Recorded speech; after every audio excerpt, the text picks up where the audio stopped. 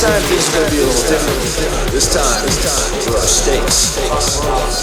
World Series Tag Team Championship. Newly created WSW Australian Champion TJP. That World Series Wrestling Championship. Something the world knows. Speaking of world titles, I'm big bags. Every day, in every day, Shawn Spears is a 10. 9, 8, 7, 6, 5,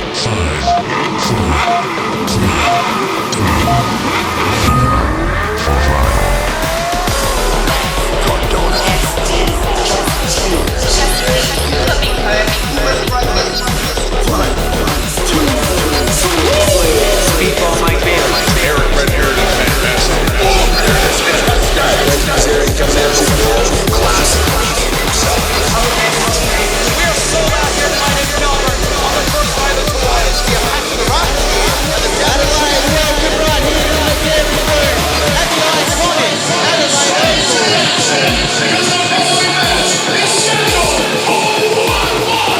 welcome, ladies and gentlemen, to World Series Wrestling Full Throttle.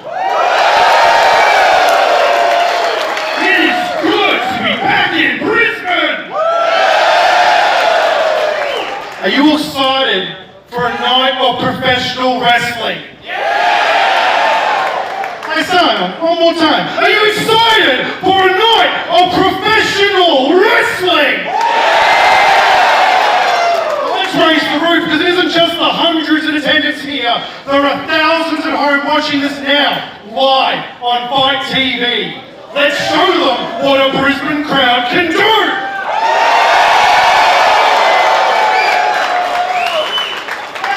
Now, it is an honour, a pleasure, and a privilege to bring to the ring this man. He is your World Series Wrestling World Champion. He is the perfect 10, Shawn Spears!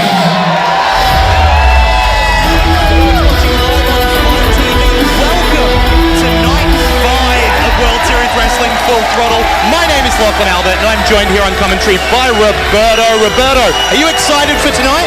I am very excited tonight. I have the pleasure to be on commentary calling all these wonderful matches. And tonight we got, listen to the crowd, listen to the people chanting for Shawn Spears. Shawn Spears, our World Series Wrestling Champion. And it seems like he's waiting for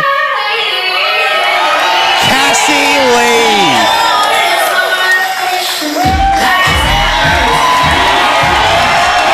Talk about star power here tonight. We've got it all. Cassie Lee and Shawn Spears representing our two World Series Wrestling singles champions, along with the Pareja as the World Series Wrestling Tag Team Champions, all here tonight and ready for action. Well, both the women's champion and the men's heavyweight champion coming out here. We need to see what they're going to say. I'm looking forward to it. World Series power couple here tonight. And it is so good to see Cassie Lee back in a ring. For anyone who hasn't checked out what these guys have been doing over the past week, if you're on Fight TV, you can jump on and see every night of World Series Wrestling action leading up to this and see just how these guys got those prestigious titles.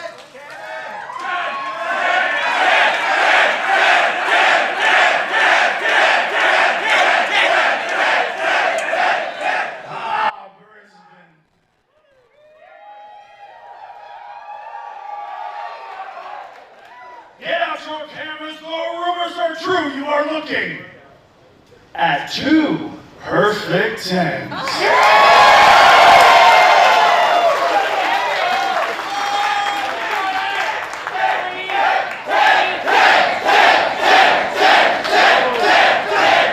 Brisbane, you are night 5 of 6.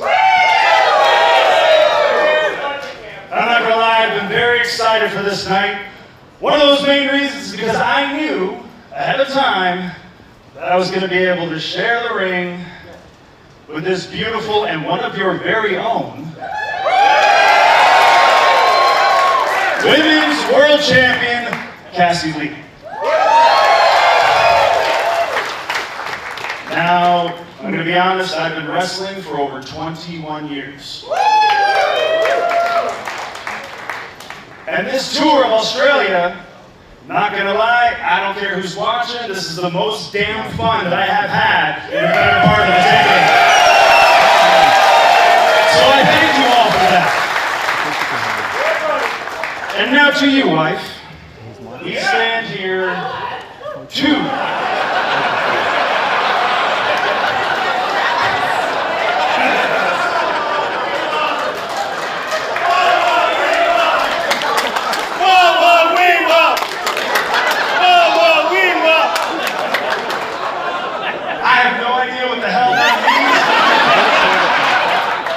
Well, whatever he's drinking, I want it. But in all seriousness, we stand here as world champions together. This may never happen again in my career, so I'm going to take this opportunity in Brisbane to do what champs do and say, clink me, brother.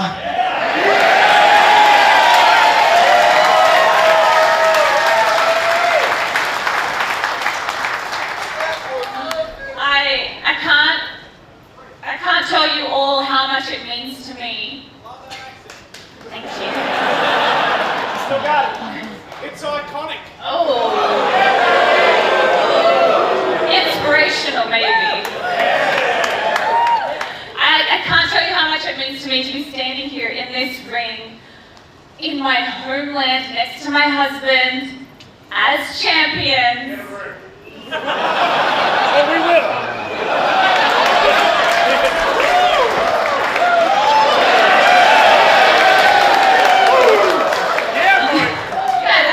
Tonight, huh?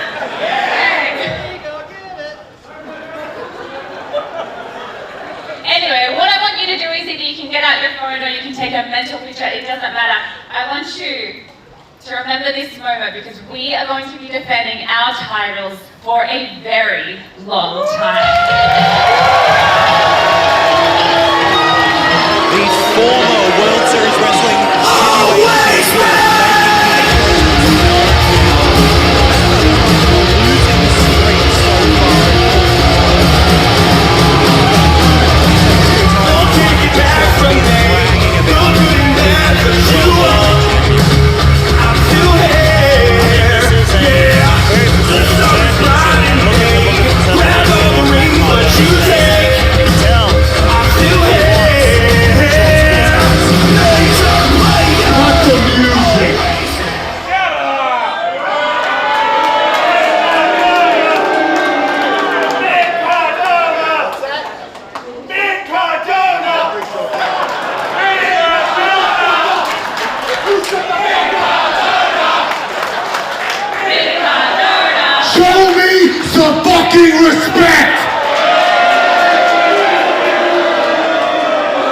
Apologies to our live viewers for the language. All hail the Death Match King! Look who it is! It's the biggest bitch in all of Australia! And his wife, Cassie Lee!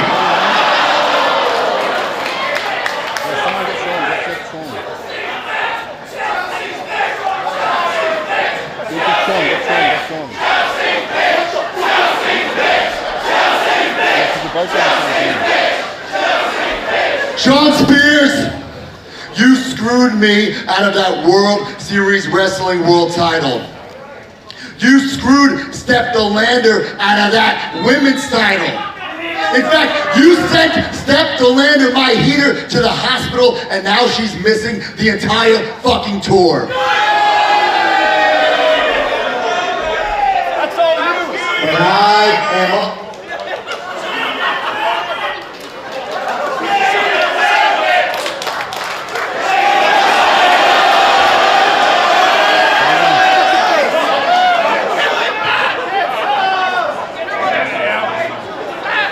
But now I have a new heater, Lena Cross.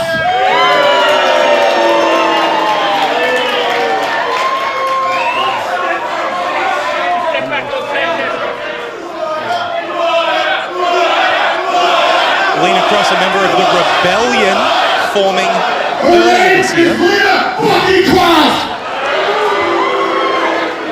And it's only a matter of time until those titles are around our waist.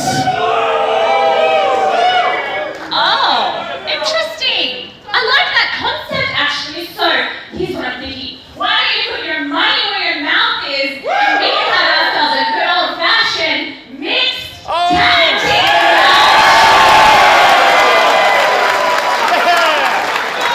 YouTubers, that's Yeah, who's the bitch now?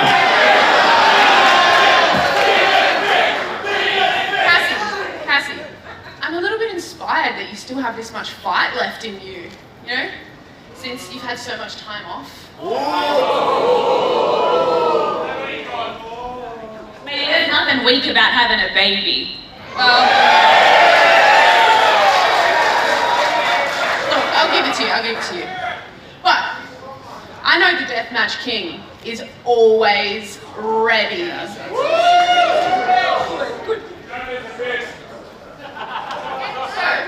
how about we do this right now? Looks like we could have a match on our hands. This is one hell of a way to start off Full Throttle here tonight, here in Brisbane. Both teams, I should say, standing up on the apron. fuck you! This is very smart by Matt Cardona. I don't know if smart's the word I'd use, maybe cowardly. Cowardly, he's got a game plan.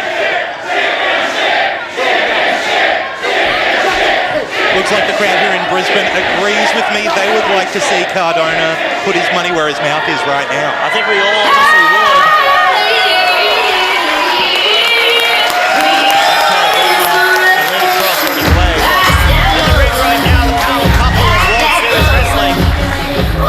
Having a great time here tonight, addressing the crowd. And who knows, maybe. I like the idea of that mixed tag team match. We might see that later on tonight.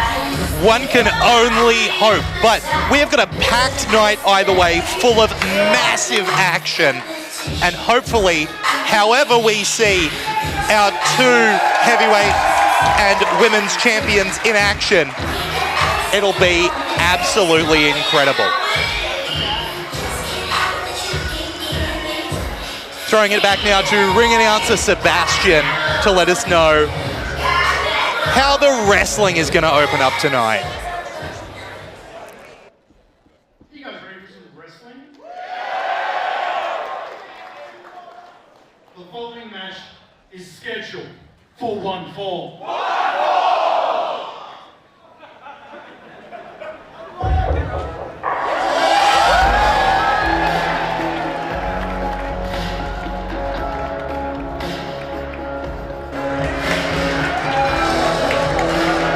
Now, Roberto, I've made no bones about it. This is the person I am most excited to see on this tour. Speedball Mike Bailey. I mean, how can you not be excited to see Speedball Mike Bailey? A world-class traveler. Wrestled all over the world, wrestled in several countries. And I'm excited for this match, especially as it is for the Australian Championship. Mike Bailey is a world-class high flyer, a world-class striker. There's no way he doesn't go full throttle tonight, especially when that Australian Championship is on the line. Well, you're going to have to go full throttle if he wants to walk out with that Australian Championship. But it will not be an easy task for this man because, as we all know, the current champion wants to keep that belt. This match we're about to see actually a rematch from the Best of the Super Juniors, which Mike Bailey came out as the victor of. Hoping for a repeat performance tonight. Repeat victory, you should say?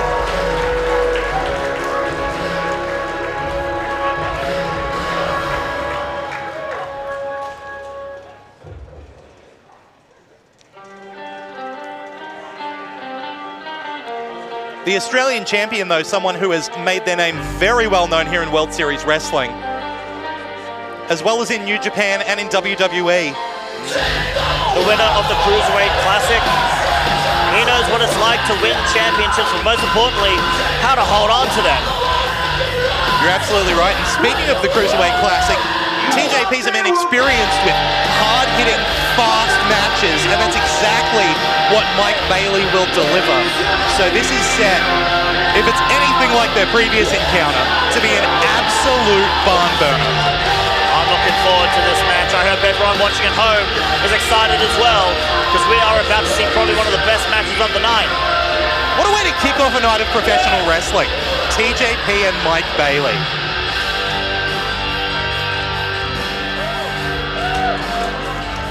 The swagger of TJP coming into this, knowing the defenses that he's had so far this tour. He has actually retained the title against Mike Bailey in a triple threat in Melbourne. Interesting.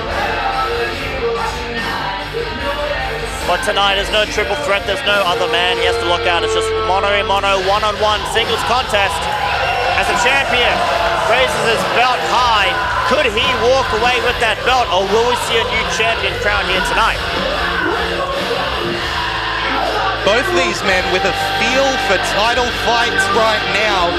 TJP obviously defending that Australian Championship over the past few days here at Full Throttle. Meanwhile, Speedball Mike Bailey was just in Japan wrestling for the IWGP Junior Heavyweight Championship.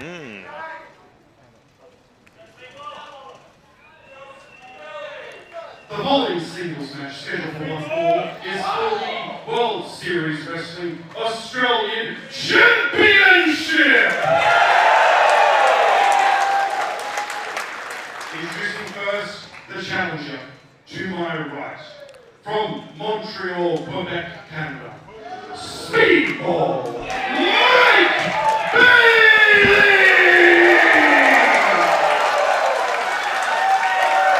If you're not familiar with Speedball, you're seeing right now why they're called Speedball.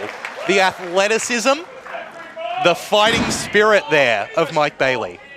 And to my left, a champion from Los Angeles, California. He is a former TNA X Division champion, a former WWE Cruiserweight champion, and a former New Japan Pro Wrestling Junior Tag Team champion. He is representing the United Empire. He is the World Series Wrestling reigning and defending Australian Champion, the Public Enemy, TJP!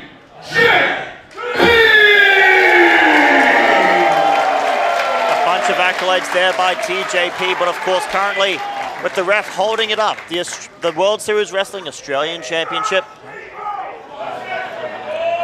And look, let's remember that some of those accolades go both ways. Mike Bailey, also a former X Division champion in Impact. Both men are very familiar with championship gold, and we have the privilege to call it. TJP, of course, having far more experience on Australian soil. This is not his first World Series Wrestling tour, whereas it is for Mike Bailey.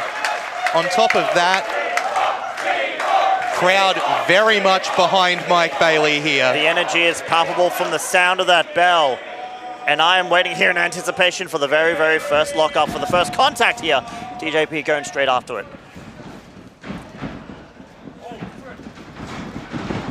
Both these men very technically sound. You can see that with this exchange of holds here. Yeah, we're in the start of the match. They need to get the jockey in full position here. As you can see there, the ref calling in for the rope break.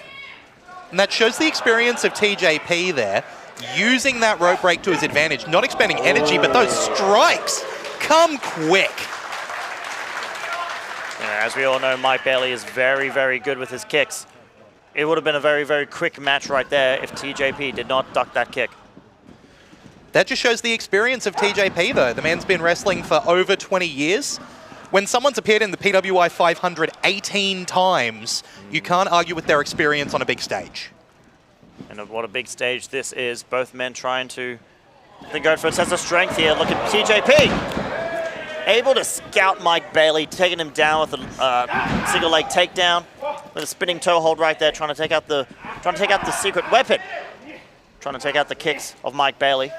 Not only take out the kicks, but if you remove the legs, you remove the aerial offense of Mike Bailey. He can't deliver those knees to the back off the top rope.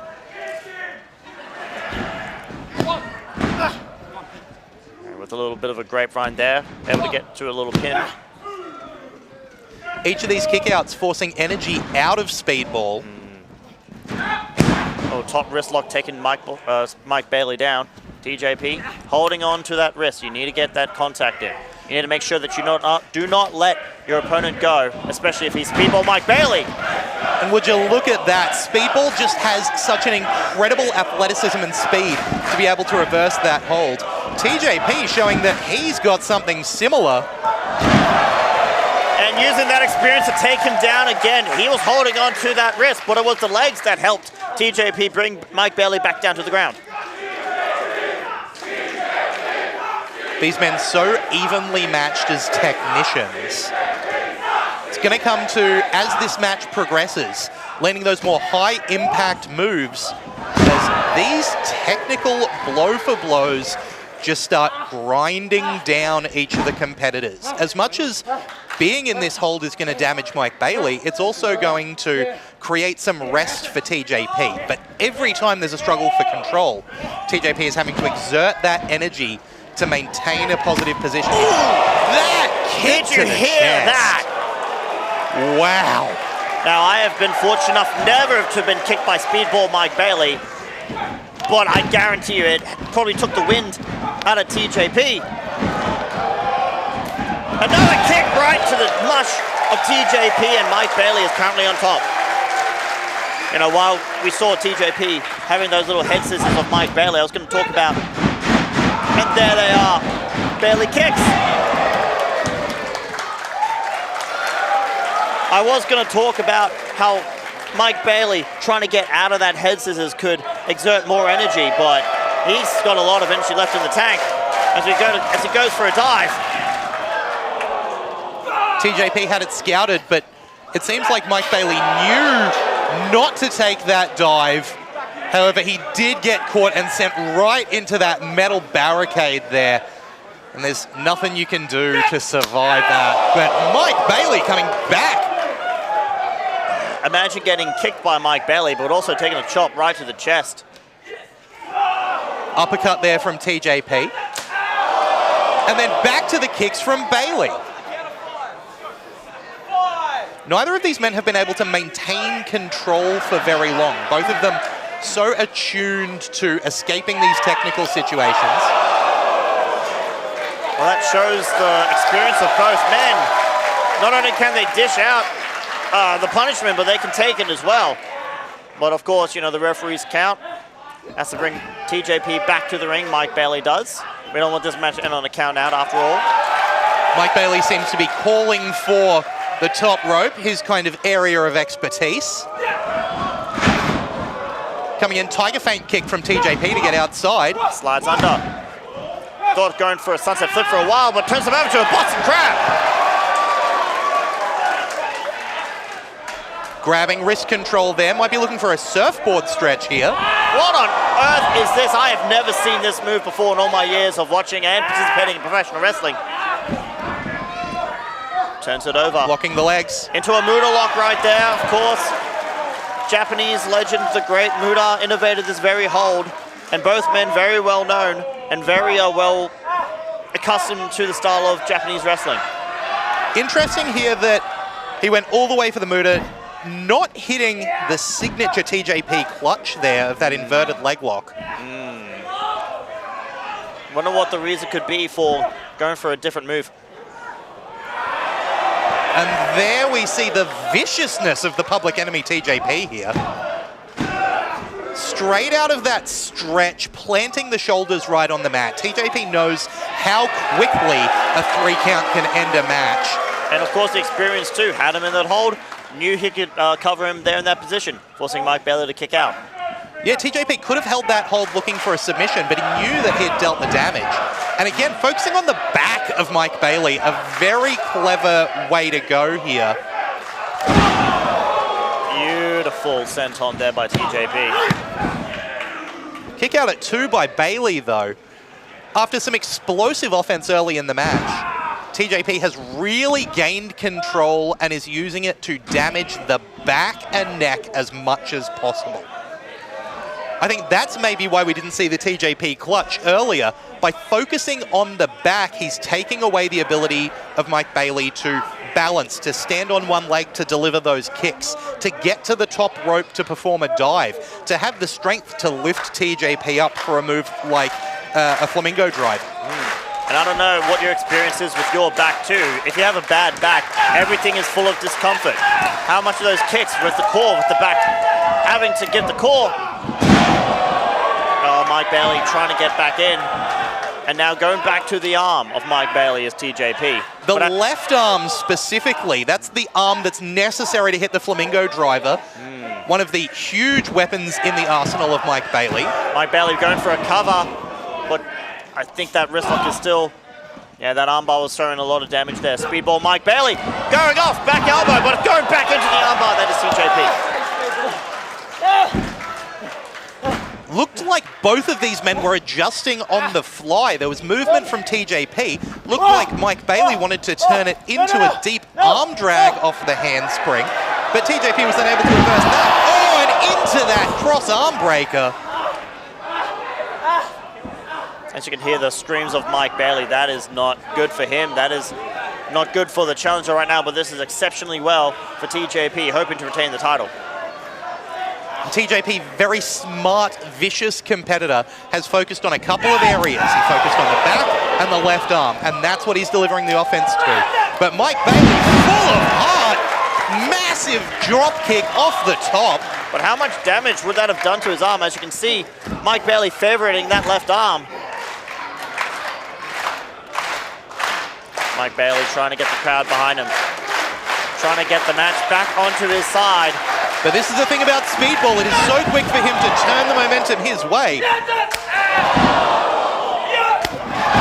Those thumping kicks.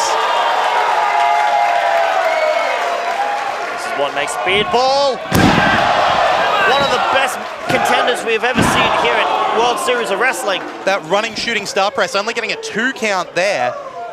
But suddenly, Speedball has control of the momentum of this match. And that is how experienced and that is how good these guys are. In a blink of an eye, momentum can change. Don't know if you noticed there, Roberto, but Mike Bailey's still grasping at that left arm. Kick ducked by TJP. TJP, snapmare. Snapmare picks him up. Mike Snapmare delivered by Bailey. Massive PK by Mike Bailey. Standing, shooting star double knees from Mike Bailey. Right into the chest of TJP. Swelling those muscles in the chest, compressing the lungs, making it harder for TJP to breathe. Speedball firmly in control, hopefully trying to finish it off. Catching him in the corner. Pushing him out of the way. Up and over. The strength of TJP there. Incredible tornado DDT by TJP, and just like that, the momentum could go back either way. Both men are down, and now we see the ref making the count. If neither of these men are able to raise to their feet before the count of 10, the match will be declared a draw. That, of course, favors TJP as the champion coming into this match. In the case of a draw, he'll retain his World Series Wrestling Australian Championship. Yeah, the champion's advantage is a funny thing.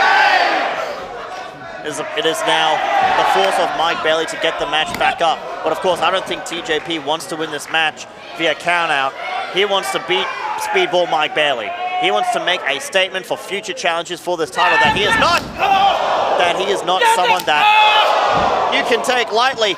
Just changing kicks. Hearing those kicks to the head was sickening. Flamingo driver being set up here by TJP. Sorry, by Bailey. TJP fights out of it. Luther's pressed by TJP.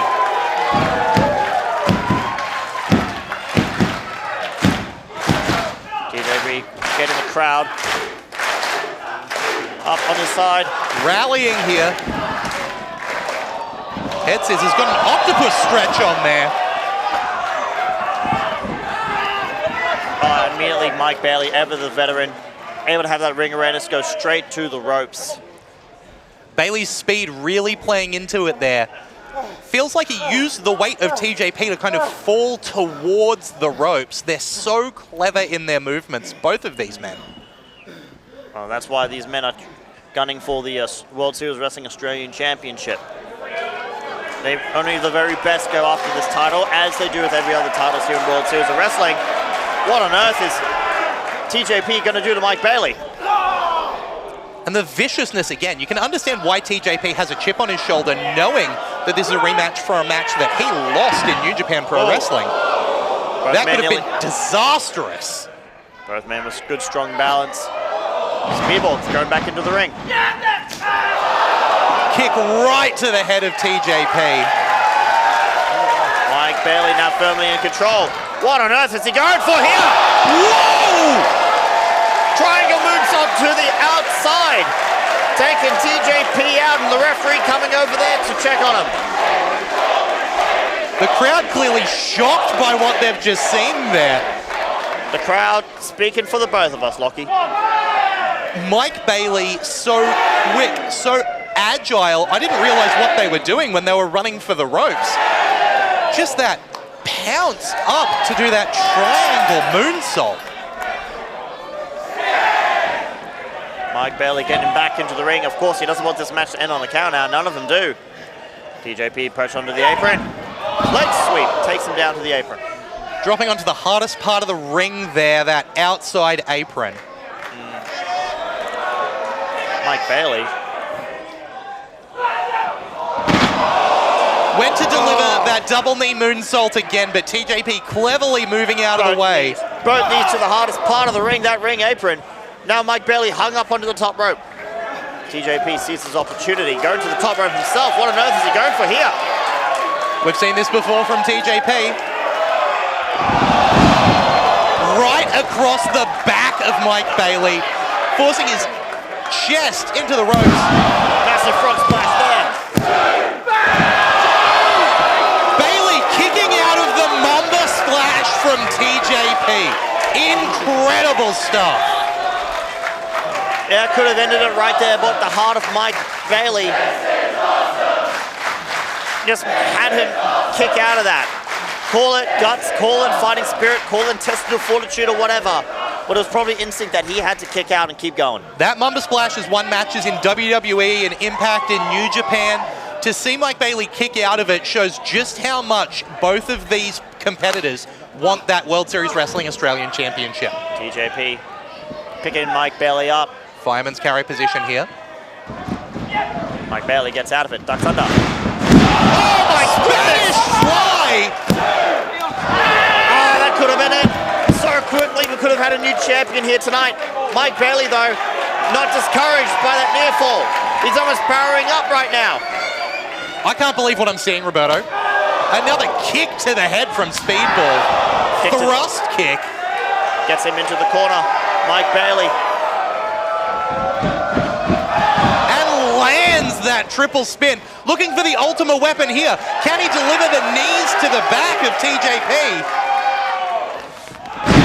Once again, TJP dodges the knees. And back into the octopus stretch. Mike Bailey getting out of it.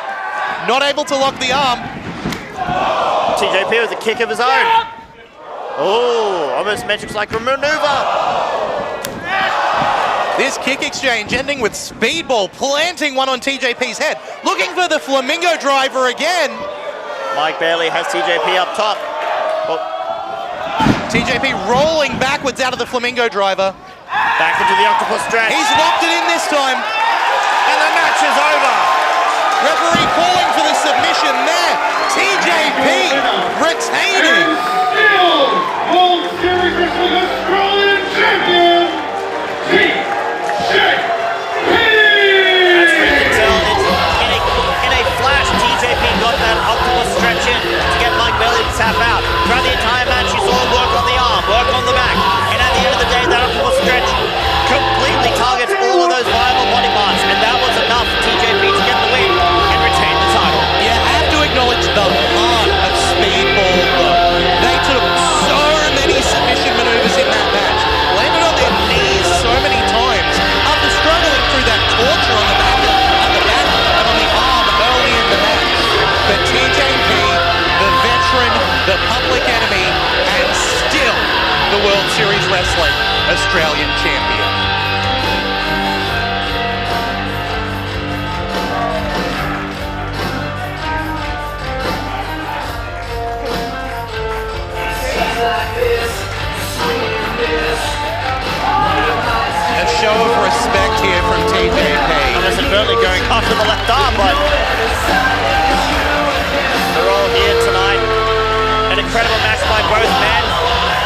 respect shown by TJP and given back by Speedball.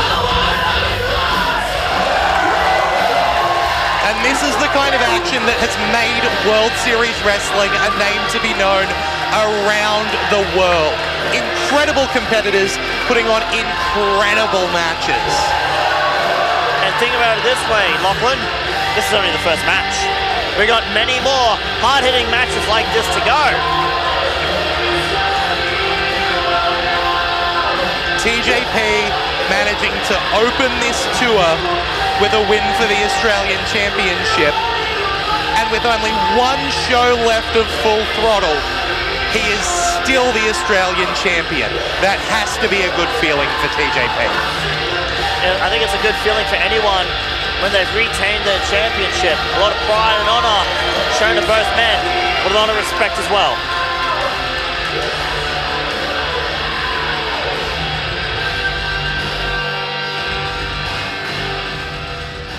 Take it away, Sebastian. How good was that, ladies and gentlemen? And the action keeps coming. The following is a singles match and is scheduled for one fall.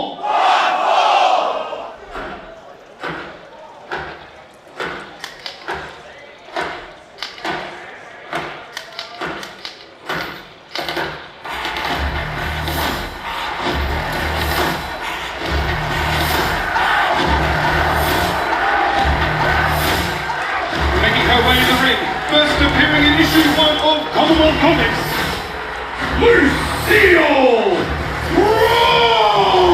The Queen, Lucille Brawl, has a major attitude, and she's here to show on a worldwide stage why she's called the Queen. Screen more like it. Lucille Brawl, definitely not here for theatrics tonight.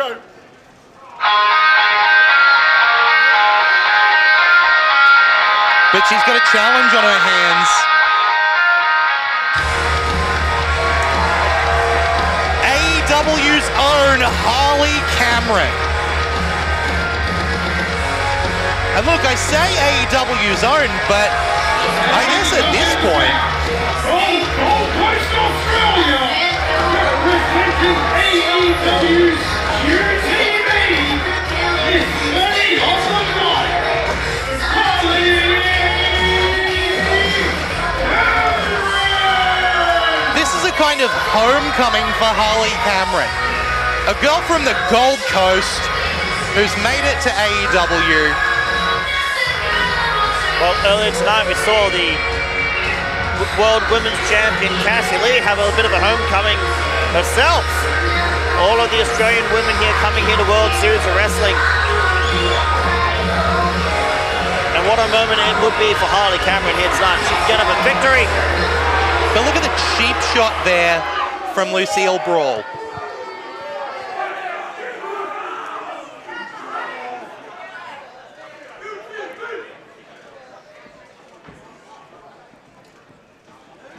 Harley Cameron in her World Series Wrestling Tour debut. Lucille Brawl also, I believe, making a debut for World Series Wrestling here. Both women with a point to prove. Both women wanting to get that important win tonight. Not only for Harley Cameron coming back home, but for Lucille Brawl. Lucille Brawl getting choked down to the corner here. And you'll notice the way that Harley Cameron immediately took Lucille Brawl into the turnbuckle, took positioning advantage, used her height and her long limbs to her advantage. Clearly been taught well, being trained by our World Series Wrestling heavyweight champion, Shawn at flatbacks. Crowd here filming behind Harley Jackson here. Lucille Brawl pushing her off, drop down. Drop down again, roll over by Harley Jackson.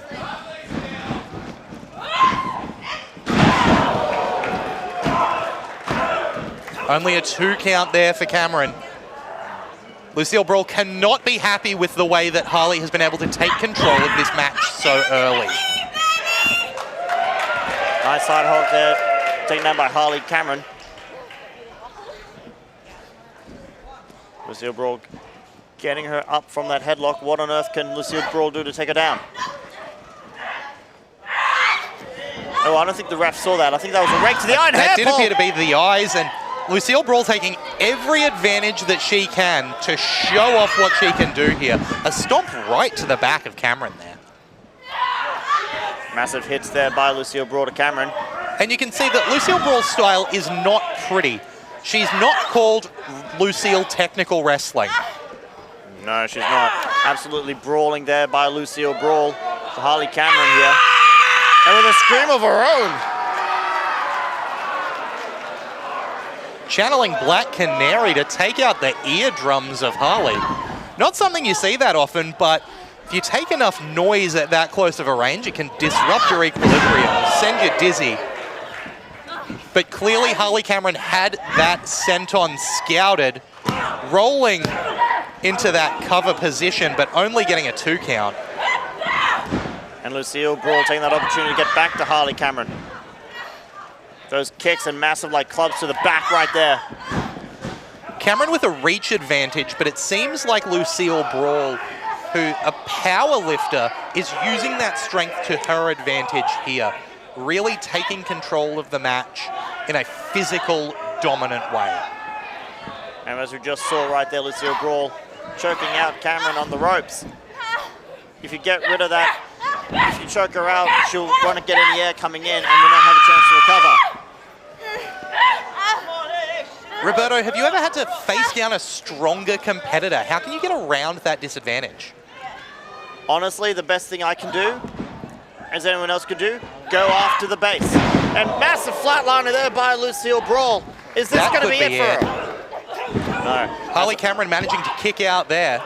As I was saying before, Harley Cameron needs to go after the legs. If you can take out the strong base of the stronger person, get them down to your level. It'll be harder for them to use that strength when they're laid down below you, when they're down on the ground, especially with a weakened limb. Jawbreaker there by Harley Cameron. Lucille Brawl, very experienced facing women like Jessica Troy here in Australia, but Harley Cameron with some big names on her resume as well. Big names, big international names as that as well. Wrestling people like Scarlett Bordeaux, Willow Nightingale, Lady Frost. Oh! Huge clothesline taking down both competitors there. Both competitors down. We'll see who will take this opportunity to get back on top. There's of course the double count out here, giving both competitors time to catch their breath for safety of both person. They will want to make the most of that count, recover as much as possible, but at the same time, not wanting to leave any advantage to their opponent by having them get up first and take control. Harley Cameron trying to get back into it. 2 clotheslines there. Another clothesline there by Harley Cameron.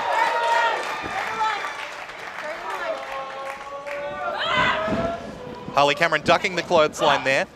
Going for the crossbody. Lucille caught some of it. Well, that's the strength of Lucille Brawl coming into play. Big, strong base of Lucille Brawl. Was able to hold her for a second, but not enough to keep her up. There's only so much you can do when an entire human being is flying at you sideways, as Harley Cameron was just then. Brawl coming out of the corner. Backstabber there from Harley Cameron. Her signature maneuver, getting the 3 count there. An impressive and wonderful win for Harley Cameron here tonight.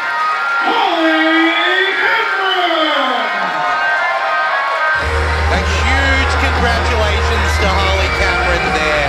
Back in her home state and getting a victory.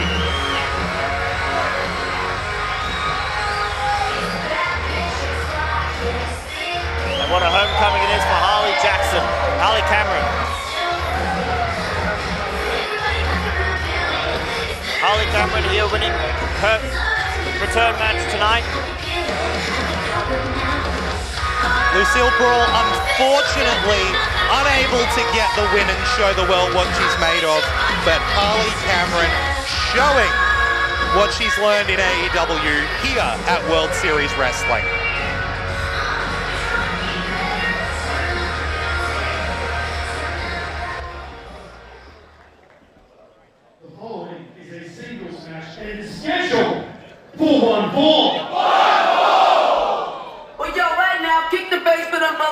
know what goes on.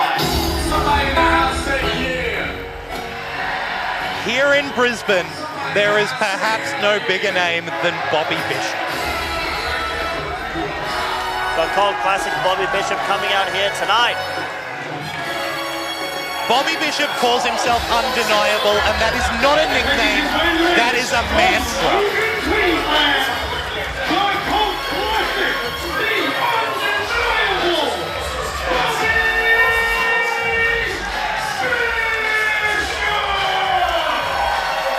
What Bobby Bishop does is not pretty, it's not technical, it's smash mouth.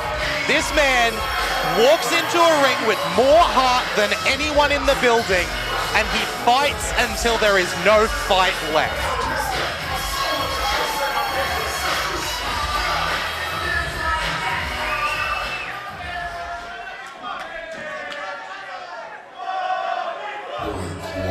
The crowd already singing for Bobby, but here comes, of Bullet Club, Ace Austin. A huge international challenge for the homegrown talent here.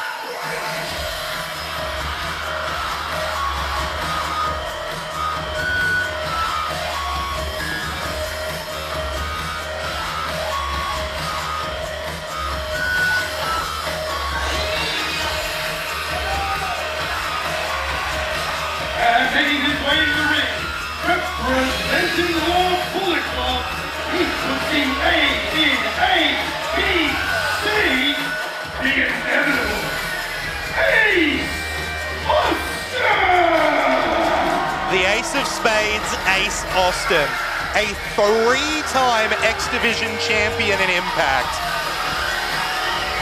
Part of the Impact Tag Team Championship Team ABC with Chris Bay, who we will see later tonight.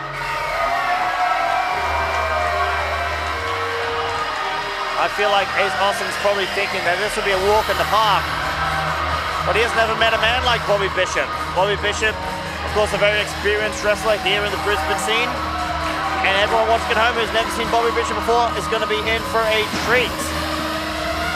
Ace Austin, all I gotta say is, do not underestimate the undeniable one. When you're Ace Austin, though, when you're someone who, you know, is signed to Impact Wrestling, has, you know, been to number 33 on the PWI 500, when you've got those kind of stats behind you, it's easy to feel confident, but I think this crowd might be making Ace Austin wonder exactly what he's gotten into.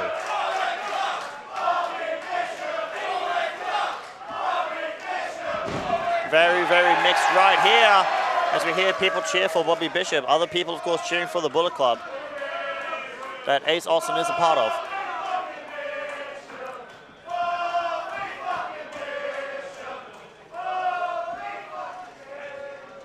You can probably guess the difference in styles just by looking at these guys. Ace Austin cutting a very impressive figure. Bobby Bishop, a more classic build. A big, tough guy. A big, massive, burly man at that. Ace Austin, of course, absolutely shredded. Big, massive takedown there by Ace Austin. Strength of Ace Austin not to be denied either, though. You can see how quickly he was able to take the big man down and then send him straight over. Ace Austin using that headlock. Bobby Bishop, of course, getting that a bit of experience, going for a pin attempt. Not even a 1 count. That shows, though, that Bobby Bishop isn't to be underestimated. He is clever. And look at that. Ring awareness right there. Stretching the right leg out to touch the ropes, force a rope break when Ace Austin had wrist control.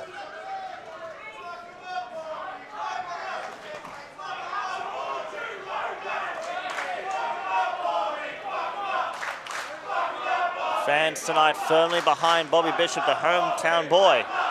You can see Austin looking around. Wonder if that might be getting into his head here at all.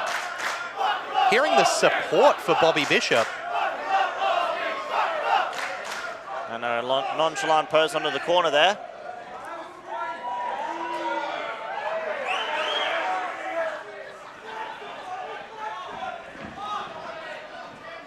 There's a reason that Bobby Bishop is in this big international challenge spot, and you can see it right there. Roll through, getting a 2 count, ducking Ace Austin, getting him into the fireman's carry position. Austin managing to fight his way out and gain that rear lock there, trying to get the full Nelson, goes behind with wrist control. Notice how Ace Austin's going from one hold to another to another. Even though he is changing holds, he is not letting go of body contact. And Bobby Bishop using that big, massive legs and size of him, pushing Austin off into a shoulder tackle. Both these guys clearly know what they're doing between the ropes and how to use the space to their advantage. You saw Bobby there move in right on top of Austin's feet, forcing him to roll quickly, not getting that momentum he expected. Bobby once again bouncing Austin off the ropes, but this time he was one step ahead, bouncing off the ropes himself for that takedown. Passing through, taking him down. Bobby Bishop lighting one up.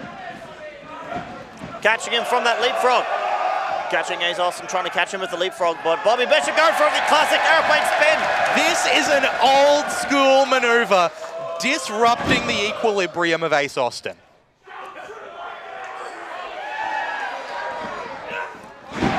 Incredible senton there by Bobby Bishop to Ace Austin, and Ace Austin having to climb out of the ring. No. Have you taken a senton from Bobby before? Yes, he is. And trust me when I tell you, he is a very solid man, and they hurt.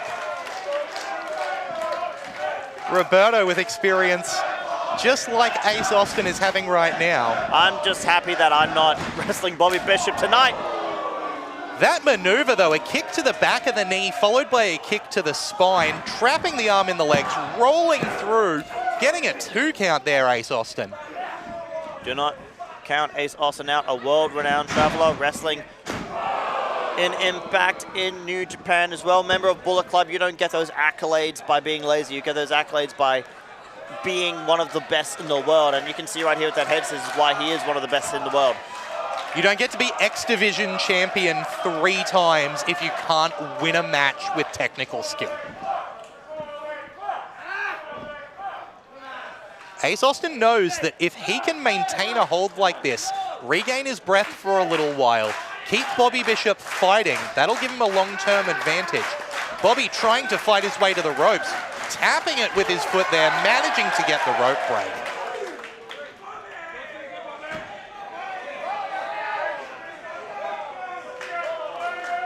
Bobby Bishop calls himself undeniable, and that's because he has decided to fight until nobody can deny him anymore. It's not just a nickname. He prides himself on being the hardest working wrestler in any room. And you're seeing that right now. These huge forearms from Bishop. Massive forearms there, very hard hitter. Bobby Bishop, sidestep by Ace Austin, going outside the ring. Austin looking for something here. Faking out, landing on the outside. Austin with a handstand. That's insane. And kicking Bobby Bishop square in the face after that handstand. He's flashy but dangerous. That is Ace Austin.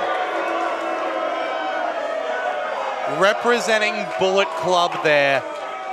Throwing up the 2 sweets, reminding everyone just what a big deal he is. You've got to imagine a win here would be absolutely insanely huge for Bobby Bishop. Oh, absolutely. Not every day you get to wrestle a world-renowned traveler like Ace Austin. Not every day. You probably couldn't even say that you've beaten him. But unfortunately, I think that's merely just a pipe dream with these massive knees to the back of Bobby Bishop from Ace Austin. Bobby Bishop's wrestled for NWA in the past, but this might be the biggest stage he's seen here at World Series Wrestling. Getting to take on such a huge international talent. Ace Austin showing off the strength there.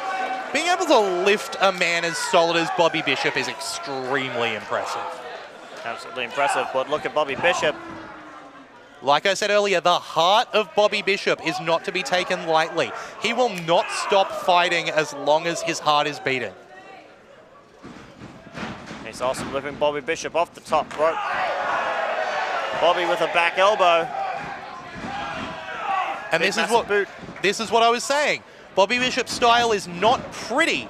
Well, maybe except for that roll that he managed there. But that was not pretty. That was a straight up kick to the face. And I don't think Ace Austin is pretty anymore. Far less pretty after taking that boot right to the mush.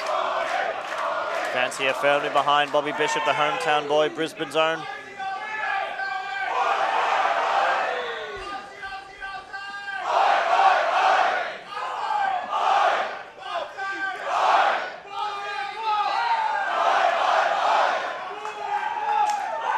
As you can hear there, not only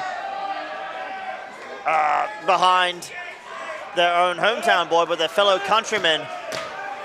Believe that was a Bobby, Bobby, Bobby, oi, oi, oi chant there, delivering a huge fist to the face of Austin. Massive Falcon punch by Bobby Bishop. Bobby Bishop is feeling it.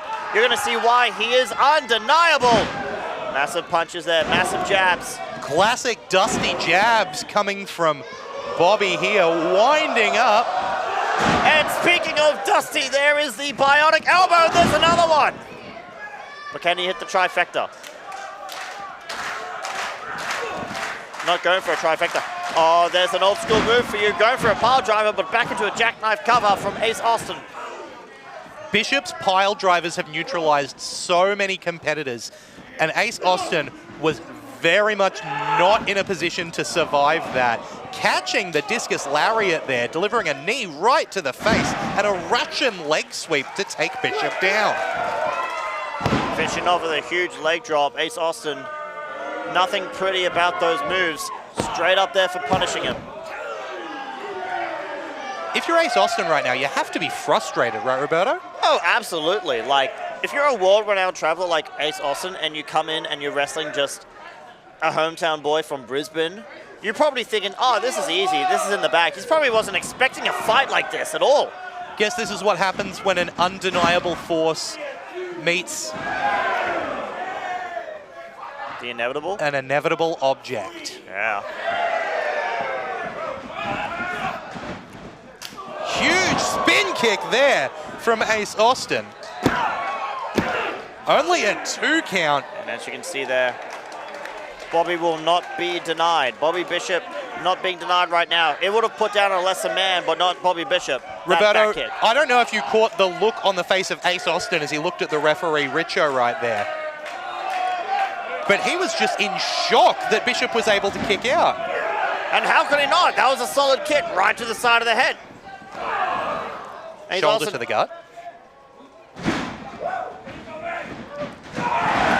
Discus lariat from Bishop there. Smash mouth style coming into effect there. Bobby Bishop is feeling it. Bobby Bishop wants to prove to everyone why he is undeniable.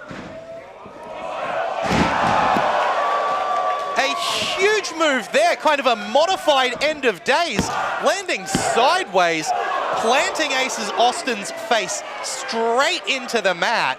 It was so close to putting him away there, but I think Ace Austin just barely had enough to kick out of that hole.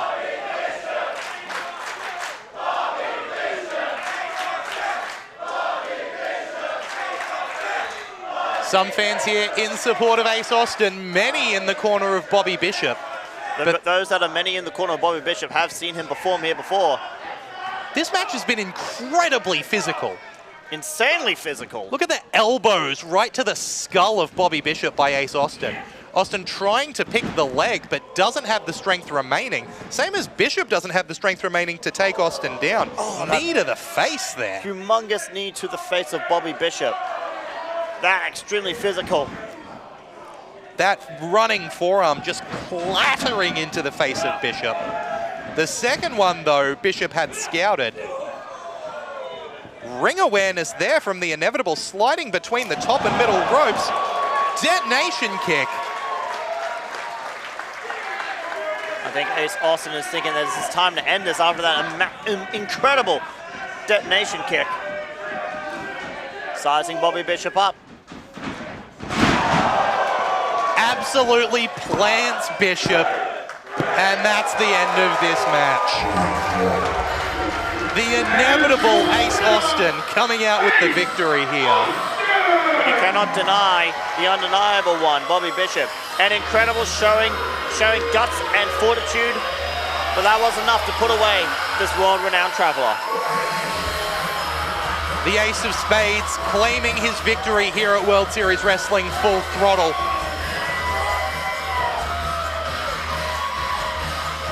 His first singles match so far on this tour ending in victory.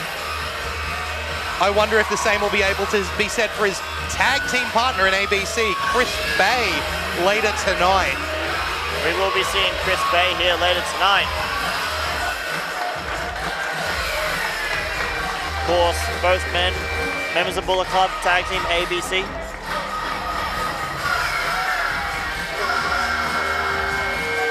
Both men hoping to pick up victories here tonight.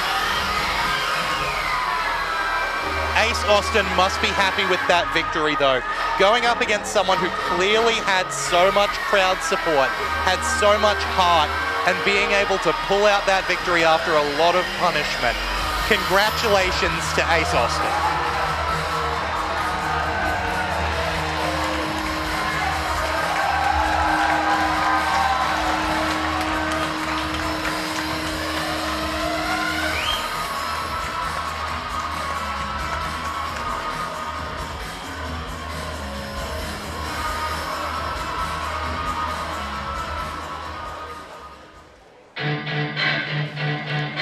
Speaking of tag team competitors, the World Series Wrestling Tag Team Champions, the Pareja, Gabriel Eros and EY Theseus. The Pareja, very accomplished tag team here in World Series of Wrestling, and they've come here to Brisbane to defend those titles. And to show off their notorious entrance, letting everyone know exactly who they are before they show their faces.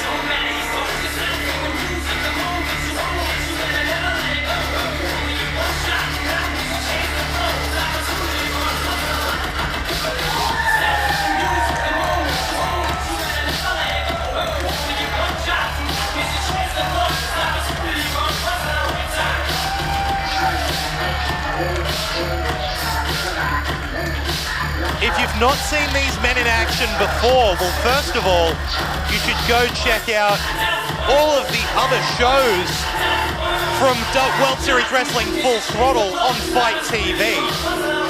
But I'll tell you, the man in front there, Eli Theseus, a stone golem, and behind him, the pit bull, Gabriel Eros.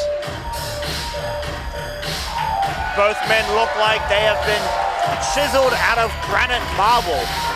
Both men in incredible shape.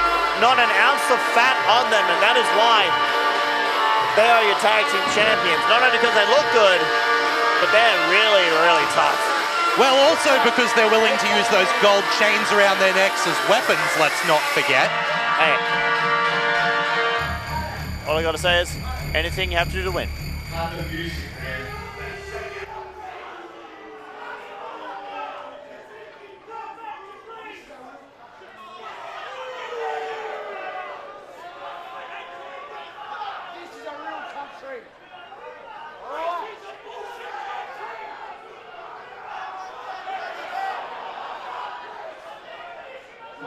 Well.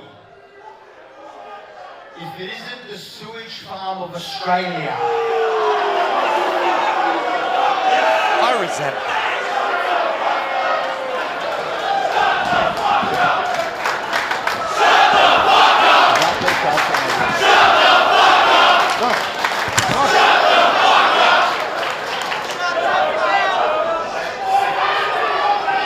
Brisbane, bow down to your Greek gods.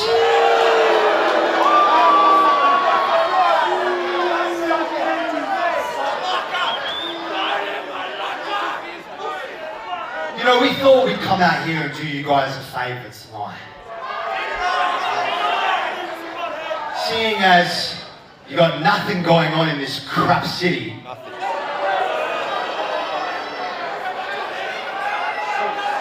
we figured, since we're the greatest tag team of all time, and they're humble.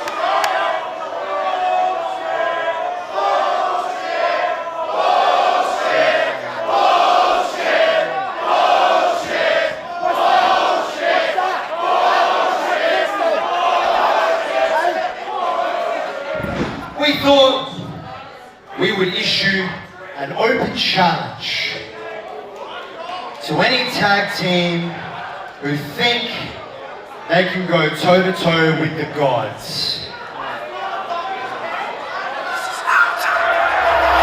First off, they don't want to win. Gotta see. Queensland's own top tier making their presence known here. Oh, this I'm very excited about. See, top tier are literally that. They're in the top echelon of tag teams here, not only in the state of Queensland, but the entire country as a whole. And to see them come out here tonight. Mitch Ryder, the once-in-a-generation athlete, and Tim Hayden, the Crusader, here to make their presence known, accompanied by the self-proclaimed best manager ever, Todd Eastman. You can't argue with results, and both of these two men get the job done. They have the results.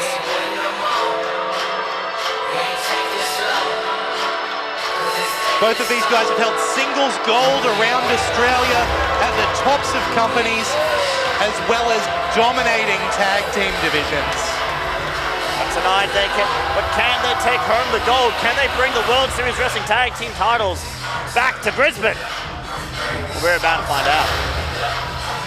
The Pareja have shown that they can beat strong tag teams. They took these titles from Warbeard. They defended them against ABC. They defended them in a three-way title match against ABC and the Untouchables. Incredible teams. But were they top tier though? All right, whoa, you crap.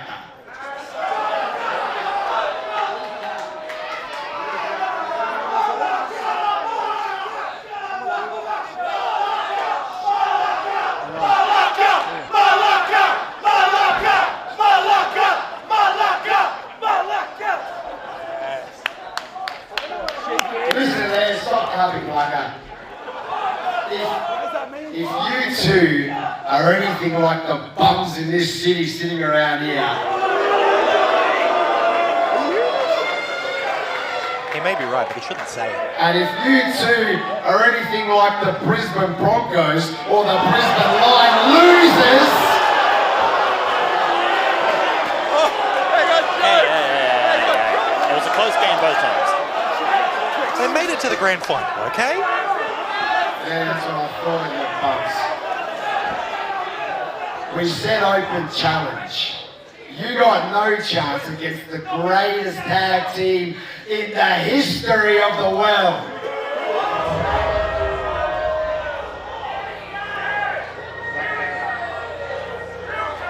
You can run. Not sure what Eric Young is doing here, making his presence known. Eric Young coming out here. His music is hitting. For a long time. Eric Young with some tag team history.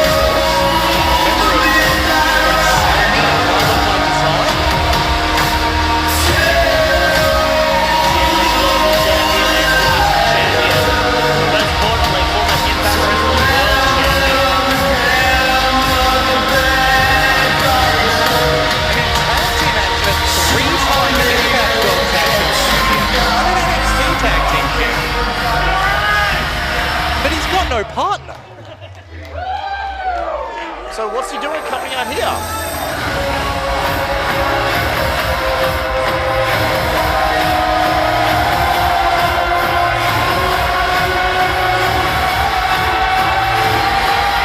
Look, if Eric Young tries to get in with all four of these men and mix it up, he could be doomed.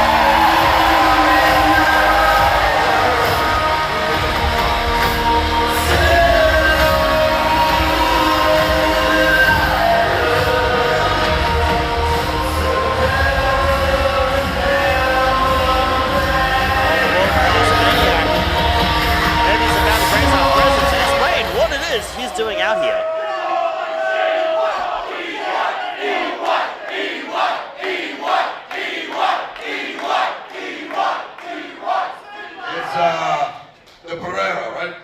That's right, bro. I don't know what that is, and it's probably something cool, but it sounds like a crappy women's cologne to me. So you're saying you're the best tag team in the world? That's exactly right, bro. That's exactly right, Seth. Well, look at it. Some people got hurt, we had to juggle the card around, and as you can see, I got my fighting underwear on. So if it's okay with Brisbane, how about I kick both of your asses?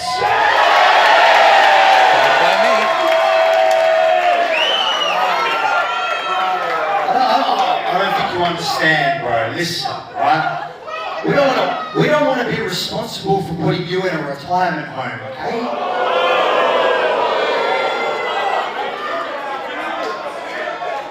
Look, you and your big grandpa jocks there that you put on. I don't want your heart rate to get too high and you have a bit of an attack, you know what I mean, bro? So, listen here, Flagger.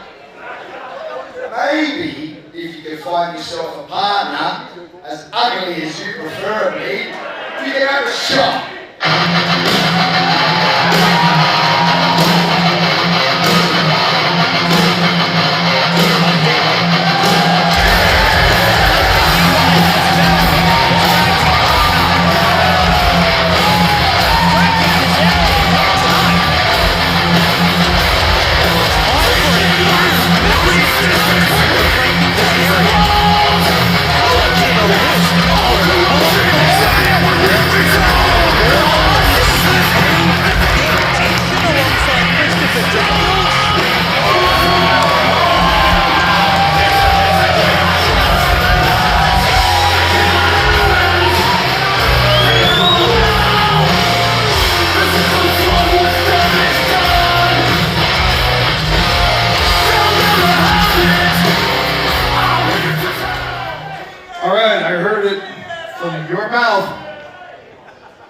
Maybe if he had a partner? Maybe. Just so happens at one time, Eric Young and Frankie Kazarian were in fact a tag team. As a matter of fact, here's a little history lesson. 15 years ago, Eric Young and Frankie Kazarian were the Impact Wrestling World Tag Team Champions. It's only for a week. It was only for a week. If you blink, you missed it. But hey, man, I feel like you all feel I want to party tonight. So what do you say we get the band back together and we become World Series Wrestling Tag Team Champions? Very exciting proposal here by Kazarian. I didn't forget about you, sweethearts. Don't worry. If you guys are as great as you claim to be, why don't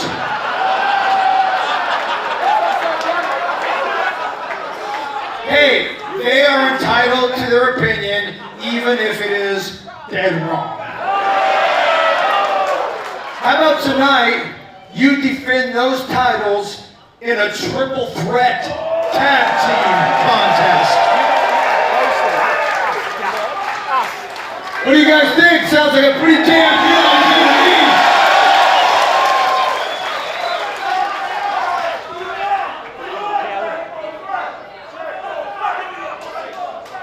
You crowd, you're on your cross, hey? You guys cool with that? Challenge accepted here by the player. What's that? It's pretty excited for this match right now. Let us get the teams in their corners and ring that bell. I want to see everyone throw down.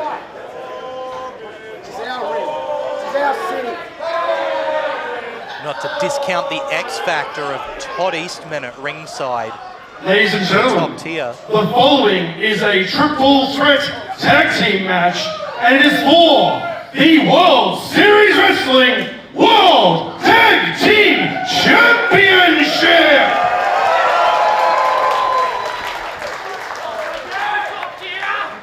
Introducing the first team to my left. From Nashville, Tennessee, he is a world-class maniac, Eric Young! And his tag team partner from Yucca Valley, California, you guessed it, Frankie Kazarian!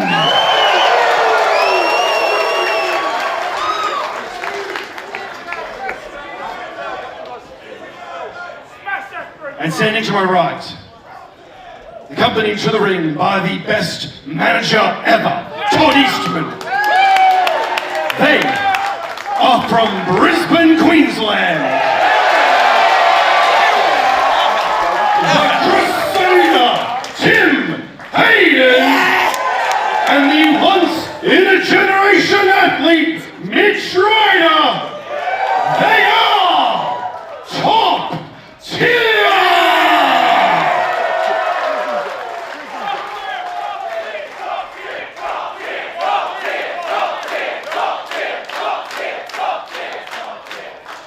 And finally, the champions, standing to my left, weighing in at 1,000 pounds of polished marble.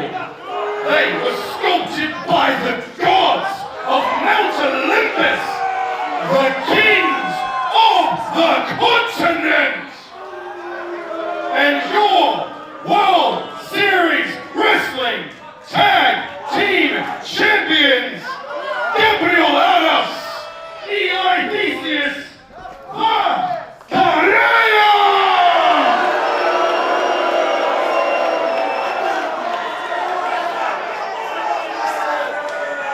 Can we get confirmation on that entrance information for the parade? 1,000 pounds. I can see it. Already, once again, the Brisbane crowd's behind their faithful top tier. Brisbane's own. Well, they would love to see some Brisbane boys win some gold here tonight, but they got a hard challenge ahead of them. With not only the veterans of EY, Eric Young, the world-class maniac, and Kazarian, but also the Palea. The Palea are World Series Wrestling champions, but as we heard just before, Kazarian and Young have been Impact champions in the tag team division before, both of them with 2 additional Impact title reigns in tag team action. Eric Young also NXT tag team champ, while Frankie Kazarian held the tag team championship in Ring of Honor as well as AEW.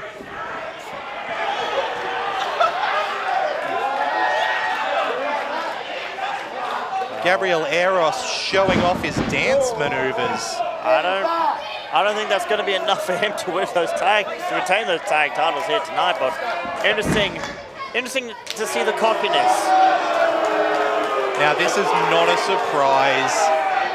Eros tagging in the much bigger competitor Eli Theseus to mix it up in the ring with Eric Young.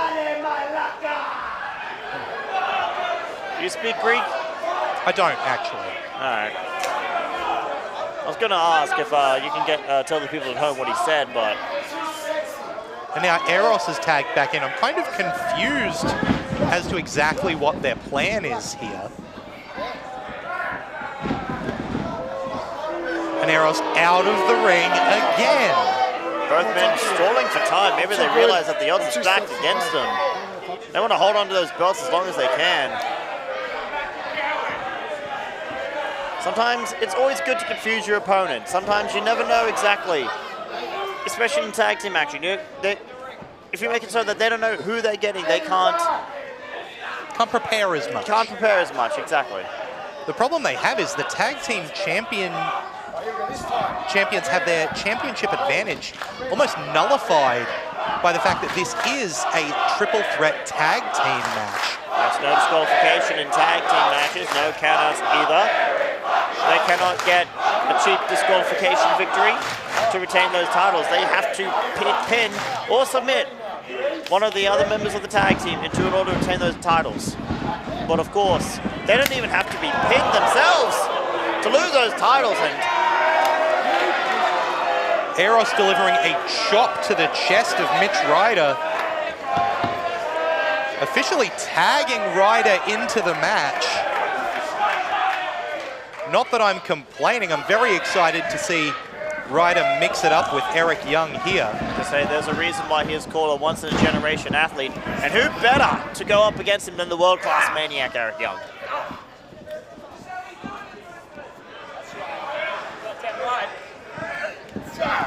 The technical wrestling there with the headlock. Eric Young shooting off Mitch Ryder, taking him down with the shoulder tackle. You've got to wonder if Eric Young was prepared for that kind of strength from Ryder. Young's been in WWE, he's signed to Impact, but wow, the height on that drop kick from Eric Young there. I think we can say he's kind of prepared.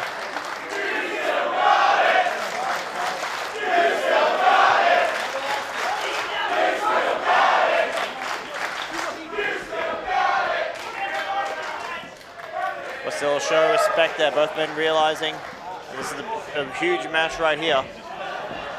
Personally, I would have much rather to see just this match, Top Tier versus Eric Young and Frankie Kazarian, with a bit of respect. But unfortunately, the World Series Wrestling Tag Team Champions making a bit of a mockery of these competitors. Look at the athleticism on display here. Back and forth between the two men. And Mitch Ryder with a drop kick of his own. Into an incredible kip up. Maybe this young man here has impressed the veteran Eric Young.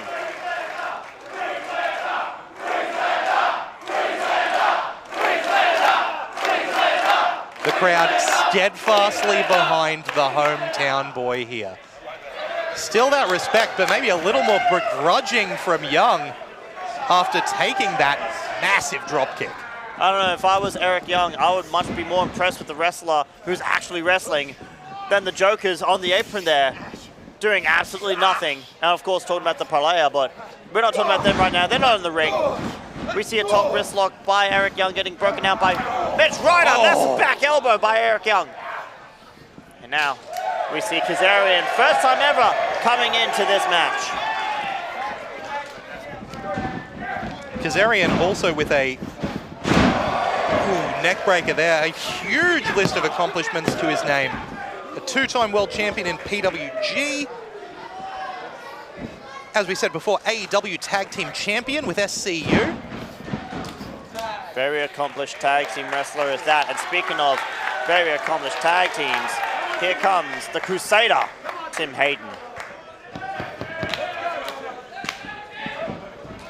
Tim Hayden also a singles champion in his own right here in Queensland.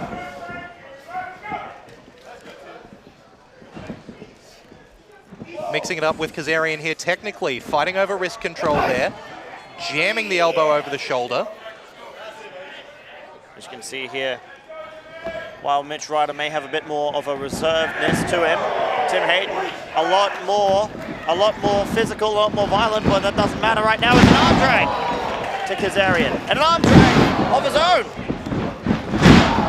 Now Kazarian getting back to that arm drag, armbar.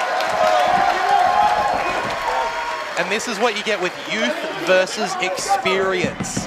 You can see the explosiveness of Tim Hayden there, the younger competitor, but Frankie Kazarian has done it all in this industry.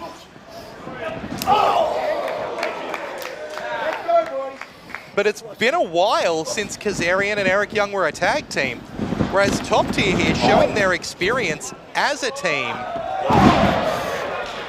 Remember, it's been 15 years approximately since they've held tag team golds. I'm of course talking about Kazarian and Eric Young, but Top Tier team with each other all the time. They know each other like the back of their hands.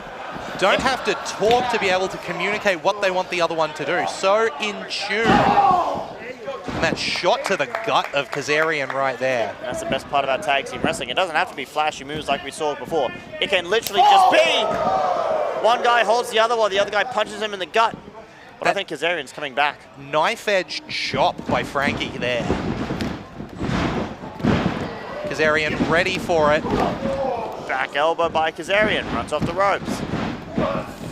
Moving around that clothesline into a swinging neck breaker. Incredible by Frankie Kazarian. A good kick out there by Tim Hayden. And if you're the Pareja, you have to be worried about what's going on when you see someone like Frankie Kazarian take control like this. If Frankie Kazarian is able to pin Tim Hayden right now, the Pareja lose their tag team titles without ever being involved really in the match. Well, Pareja were just evolved right there, holding on to the hands of Kazarian. But I think we just saw a blind tag. Kazarian being thrown out, and I think Eli Theseus is going to pick up the pieces and bring Tim Hayden to the corner. Tim Hayden's head right into that middle turnbuckle there. And those pads may look soft, but they are covering a hard metal hook. That is not the place you want your head to slam into. And here is just the animal mentality of the Pareja, looking to rip apart whoever they're in the ring with. They call themselves Greek gods, but very ungodly offense right there by the Pareja. Right now, Gabriel Eos showing off to the crowd. Tim Hayden trying to get back under him. Trying to get back to his tag team partner. Next right up one. Scouted right there, went for an NC missed. Stomp to the back from Gabriel Eros after ducking that enziguri. Very well scouted. And the tag is made. I feel like if the Pareja have what they want, Tim Hayden will not be tagging out for a while. Keeping that quick tag movement between the Pareja, keeping them fresh. Meanwhile, keeping Tim Hayden in pain, struggling, unable to find reprieve on the apron.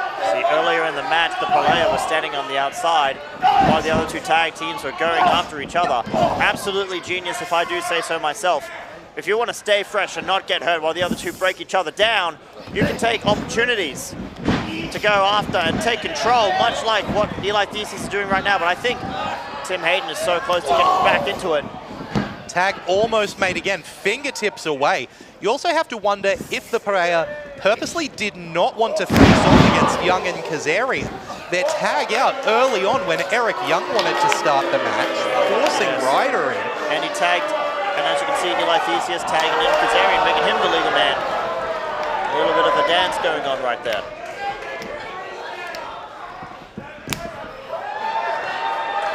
And it's not to discount their skill. They're very capable professional wrestlers. Extremely strong, extremely quick, extremely brutal, technically proficient. You can't ask for much more, except for the fact that they don't seem to care about the sportsmanship. Huge stomp to the chest by Gabriel Eros. When you're the champion, sorry to interrupt. When you're the champions, you don't need to be sportsmanlike. You have the gold, you can do whatever you want. Tim Hayden in a lot of pain, trying to fight his way out. As you heard before, the best man ever, Todd Eastman, giving him some great encouragement, trying to get back into it. Is it all for naught? Look at those blows by Eros. This is why I called him a pit bull before. He does not stop, he just wants to inflict punishment. Like I said before, Greek gods with ungodly offense. Massive stomps right there to the chest of Tim Hayden, but the crowd wanting Tim here to get back into it. Now Eli Theseus back into the ring. And if you're Eric Young and Frankie Kazarian right now, you would be desperate for these men to come anywhere near your corner so you can make a tag. Either man, really, if they can pick up the pieces against Tim Hayden here, or if they can take the fight to the Pareja. Oh, the drop kick from Eros. Hayden so close. The Crusader absolutely fighting for his life here. Fighting for his life, and as you saw before, Gabriel Eros getting in between Tim Hayden and Mitch Ryder. So even if he was able to duck under Eli Theseus, there would be another roadblock right there. Great tag team wrestling, cutting off the ring, making sure that even if there's an even inkling that he can get his tag team partner into the match, that there's no way about it. Abdominal stretch here by Eros, grabbing Theseus for leverage though, inflicting that extra pain by having Eli Theseus pull on the arm. And of course, the referee focused on whether Tim Hayden wants to give up or not. He can't see the hands. But speaking of hands, listen to that smack right to the ribs. Pure disrespect by the Pareja for both their opponents and the official. And Eric Young going in. Eric Young not able to tolerate it anymore. Taking out Theseus from the apron. Eros now down. Hayden fighting with all he has left to make the tag to Mitch Ryder. Tim Hayden is crawling and crawling. The punishment he is feeling, sustaining and lingering. Can he get to the tag? That is what the Pereira do best. They manipulate the situation. Eli Theseus just pulled Mitch Ryder off of the apron, stopping the tag moments before it happened. As you can see here, Tim Hayden, however, not without any other options. He's going not for his tag team partner, but for the other tag team. Who's it gonna go? Tagging in Frankie Kazarian, ducking the clothesline, right hand, takes it to the man on the apron as well. Taking out Mitch Ryder as well, just for extra leverage, but his focus is on Gabriel Elos right at the moment. Incredible forearm by Kazarian, and he is feeling it right now. Dropping the leg across the back of the neck there. The training of Killer Kowalski coming in handy with the leg drop. Incredible springboard leg drop by Kazarian, but is that enough? No, it is not, to take the titles off of the Pereira. A huge rally there from Frankie Kazarian, turning the tables on the Pereira. Now tagging in his former tag team partner, Eric Young. Massive combination, back suplex, neck breaker combo, but is that going to be enough to crown new tag team champions? Not quite. 2 count there for Eric Young's cover. We can see Top Tier trying to recover on the outside. Eli Theseus trying to stand up on his corner. Gabriel Eros taking a lot of punishment from Young and Kazarian here, somehow managing to fight back. Massive punches there. Both men exchanging massive blows. Both the crowd here firmly behind Eric Young. I wonder if the crowd here is just against the Pereira. They would like to see anyone who's not the Pereira take the win here. And here comes Mitch Ryder. The once-in-a-generation athlete dropping Theseus not once, but twice. Throwing Theseus into the corner. Sent over by Eli. Catches the arm. Goes over into the German. Incredible German. Springboards up and the Crusader off the top rope. Massive kipper. Somehow only gets the 2. For any other normal man, that would have been enough to take him out. They would have gotten the pin. But for the Greek gods, that was not going to be enough at all. Can we talk about how incredible all 6 men in this match have looked? Obviously, Eric Young and Frankie Kazarian, they're known for being incredible performers, and they have not lost a step. The Pereira have been absolutely brutal, and Top Tier have shown off such incredible tag team work. Look there, taking out Kazarian and Young.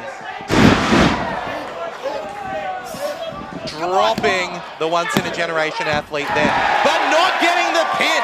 Mitch Ryder kicks out. You don't get the name once-in-a-generation athlete for your soft disposition. You need to be a hard man. You need to be able to take the punishment and dish it out. And as you can see here, he just took some of the Pereira's best moves and was able to kick out, and the match is still going. Gabriel Eros is not happy with what just happened. How can he be? Theseus trying to talk some sense into him to keep this punishment going on. Wait a second here. Grabbing that chain, like I mentioned earlier, wrapping it around his fist. But if he uses that weapon, he uses that chain, he's gonna get disqualified. No, there's no disqualification in this match, I'm sorry. Mitch Ryder ducks it. Eros managing to take out his own tag team partner there. Taking him out with that gold chain. Theseus dropped. Eros deposited outside of the ring. And now both members of Top Tier. Top Tier. Into that huge facebuster lung blower combination. Only gets the 2. Eli Theseus incredibly kicking out. But in the background, as you can see, I don't know if the cameras caught that, but both Kazarian and Eric Young coming in to break up the pin. They too want to become tag team champions. Even though Top Tier have done an incredible job tonight, and we can all give them the goals, they don't have to worry about one tag team, they're going to have to worry about the veterans in the corner. Eric Young tagging himself in here, taking a Superman punch from Eli Theseus, but I don't know if Theseus has much more in him to capitalize. Whatever he had left, it's gone. It's gone now. The Crusader making his presence known, but takes a huge shot to the gut from Kazarian, who flies over the top into a DDT. Kazarian deposits Ryder outside of the ring, springs him back into a cutter. That is incredible. Gabriel Eros. Massive face buster right there to Kazarian, but Eric Young has no idea what is behind him. Who are behind him? And here it is.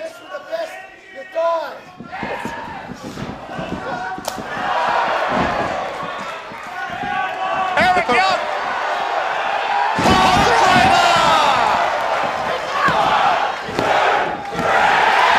We've got new World Series Wrestling Tag Team Champions! What an incredible match! The crowd are on their feet!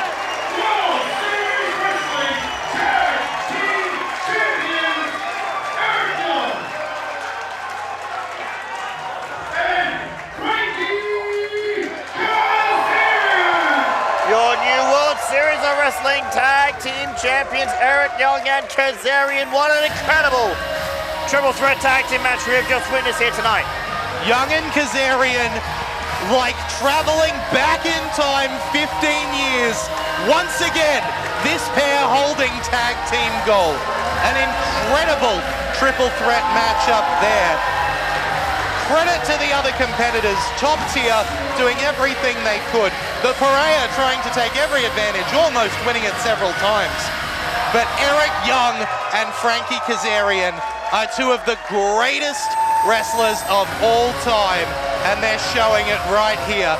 Our new World Series Wrestling Tag Team Champions. An incredible showing by all 6 competitors tonight, but only one tag team could come out on top, and we have just seen it here tonight.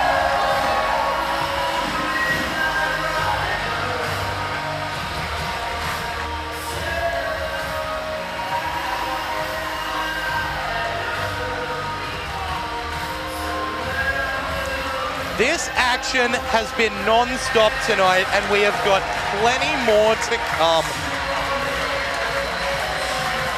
But I don't know if that match will be able to be topped. Incredible stuff. If you want to see more action like that, make sure you check out all of the World Series Wrestling Full Throttle action. This is night 5 here on Fight TV. There's 4 other nights to catch, and these World Series Wrestling Tag Team Champions will be back tomorrow night on the final night to claim their gold. Congratulations, Eric Young and Frankie Kazarian. One more set of tag team titles to add to the list.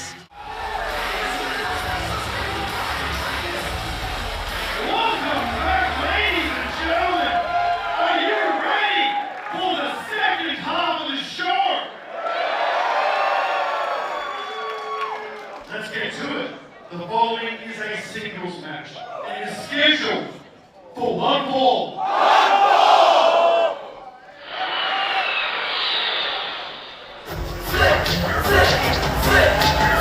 Welcome back right here on Fight TV to the Brisbane leg of World Series Wrestling Full Throttle. And a World Series Wrestling legend here. And making his way to the ring from Killsville, Montana, the Unreal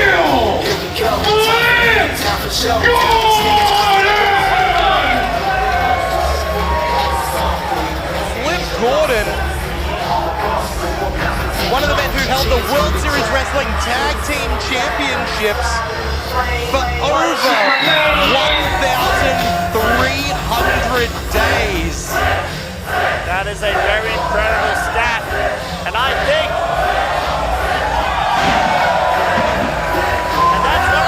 impressive reasons why the body control of Flip Gordon. Let me tell you something right now. I barely have trouble standing on my own 2 feet, let alone on a top rope. And even then, there's no way I could ever stand on 1 foot on the top rope. That's just not happening. The Flip Gordon Ace looks so easy. Amazing his parents knew how athletic he would be, so they named him Flip. And we are kicking into a first time ever matchup here. Flip Gordon has never shared the ring with this man, Chris Bay, before. And tonight here in Brisbane, we get to witness history as for the first time ever, these two men face each other. I don't know what we're going to see tonight, but I guarantee it's going to be breathtaking.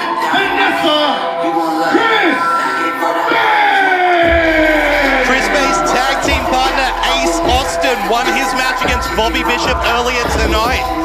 Can the Ultimate Finesse make it 2 for 2 for the tag team ABC? Oh, the tag team ABC, of course, very successful in New Japan as of late. Of course, both men very stacked resumes, very successful in Impact Wrestling. And to see them here tonight, although we were unable to see ABC, we are able to see them separately in singles matches, and I guarantee you, just as exciting, just as incredible as if they were a tag team, but they are just as great as their singles competitors. We've already seen what Ace Austin can do, but now let's have a look at Chris Bay. There's a reason that Bullet Club recruited Chris Bay as well as Ace Austin. We've got a former X Division champion here to take on Flip Gordon. This should be absolutely incredible, and I guarantee you haven't seen this before. Cheeky smile there with Chris Bay. He is very excited for this matchup.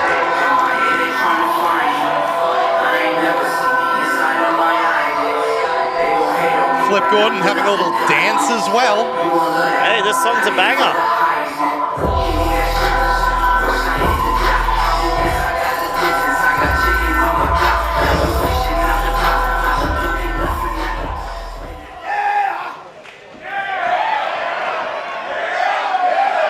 Chris Bay is excited. Flip Gordon's excited. I'm excited. Are you excited, Roberto? Oh, you know, I'm excited. And by the sounds of it, Brisbane itself is excited for this first time ever dream match. And there's the bell and handshake. Show of respect before the match begins. Always good.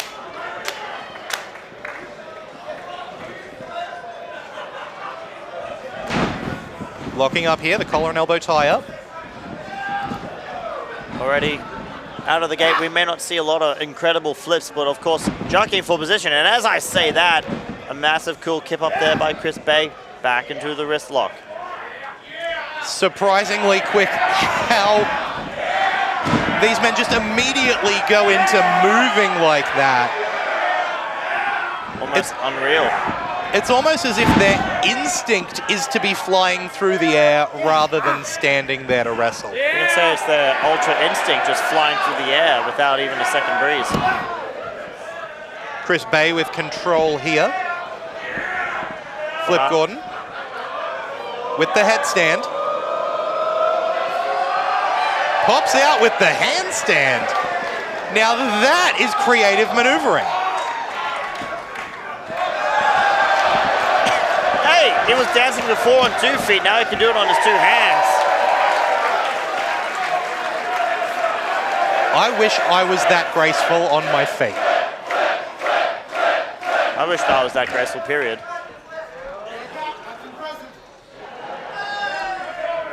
Chris Bay respecting it.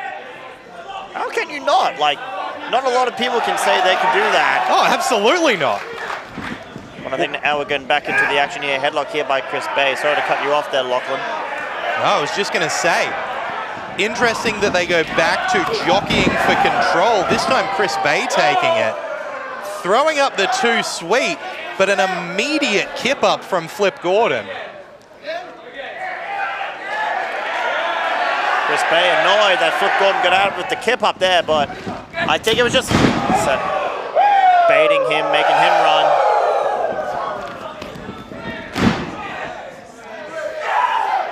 Flip Gordon doing a flip over Chris Bay, but I think Chris Bay's slowly starting to get annoyed here with all the flips here by Flip Gordon. Chris Bay over the top rope, over the back of Flip Gordon, then under, then over again. Now backwards with the head scissors. Flip Gordon landing on his feet. I'm going to get dizzy watching this match. It's like every bit of offense Chris Bay tries to throw at Flip Gordon, he just can't seem to do it. Just can't seem to get him off his feet because, as the namesake goes, Flip Gordon keeps flipping to get out of it. Dueling flips there by both men. Both catch each other's feet.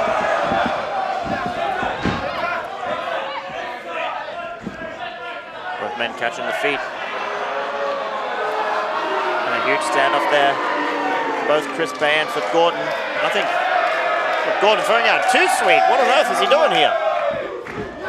Taking advantage of the two-sweet offered by the member of Bullet Club. Ending with that kick to the head there. Really, really rocking Chris Bay there. Huge chop to the chest of Chris Bay. We have not seen a lot of chops here tonight, but every time I hear it chop, I feel my chest stinging. There's not fun to take. Oh! Running chop even more. If you thought a standing chop was bad, a running one is even worse.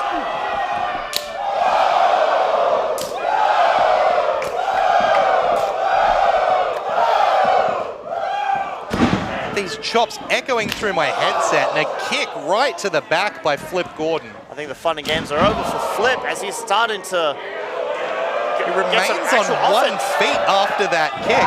Oh, massive knee scouting the moonsault by Chris Bay. And now I think the fun and games are over. Chris Bay with a massive back elbow taking down Flip Gordon. Maybe he learned to flip because his name was Flip. It's one of those things. Is it called an orange because it's the color orange, or is the color named after the fruit? Who knows? But either way, what we do know, massive body shots there by Chris Bay to Flip Gordon.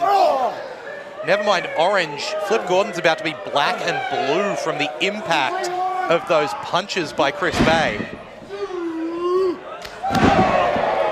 Leaping into a European uppercut to the back of the neck there. We've seen a lot of kicks to the back tonight. I've never seen a European uppercut to the back.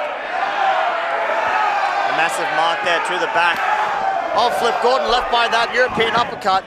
Flip Gordon trying to get back into it, but unfortunately for him, Chris Bay has him scouted. Kick right to the side of the gut. That's going to swell up the musculature in that area, impede breathing. And when you have your head forced into that turnbuckle, it just knocks you silly. Chris Bay keeping the pressure on Flip Gordon. Flip Gordon's offense is best when he's up on top. Able to get those flips in. These leaping uppercuts by Bay are just incredible. He's keeping the pressure. He's keeping the pressure on him, and I think... Oh, Flip Gordon tied up into the ropes here. What is Chris Bay doing? Thunderous kicks by Bay. Flip Gordon unable to defend himself. Chris Bay delivering a massive drop kick into a Tree of Woe hung Flip Gordon, who just manages to kick out at 2 there. How much has that kick out taken out of him with all the punishment that Flip Gordon has sustained by Chris Bay here tonight? Flip Gordon's got some huge experience under his belt though. Let's not forget, he was on the original All-In card. Yes, he was. But I think Chris Bay is trying to go all in with this abdominal stretch right here. Chris Bay, the Impact mainstay, managing to ground Flip Gordon. And now that Flip Gordon's is grounded, is staying still in one position, unable to use those flips, but the crowd going behind Flip Gordon at the moment. Hip toss, counter. Flip landing on his feet from the hip toss. Massive super kick there by Flip Gordon into the fireman's carry position. Chris Bay fights out of it. Gordon goes straight to the second rope, into a spear. Second rope spear by Flip Gordon. That is absolutely incredible. Not only was that spear incredible, the fact that Chris Bay was able to kick out at 2. The ultimate finesser somehow surviving such a brutal maneuver. The uppercuts coming thick and fast in this match.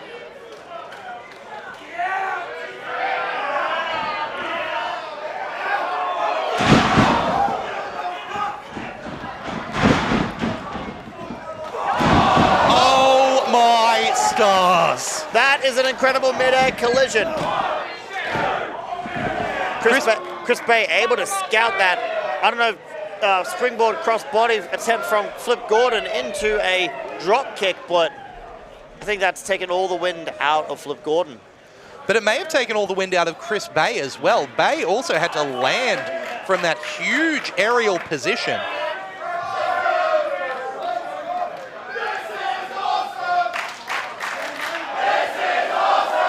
The Brisbane crowd here appreciating the athleticism on display here in this first time ever matchup.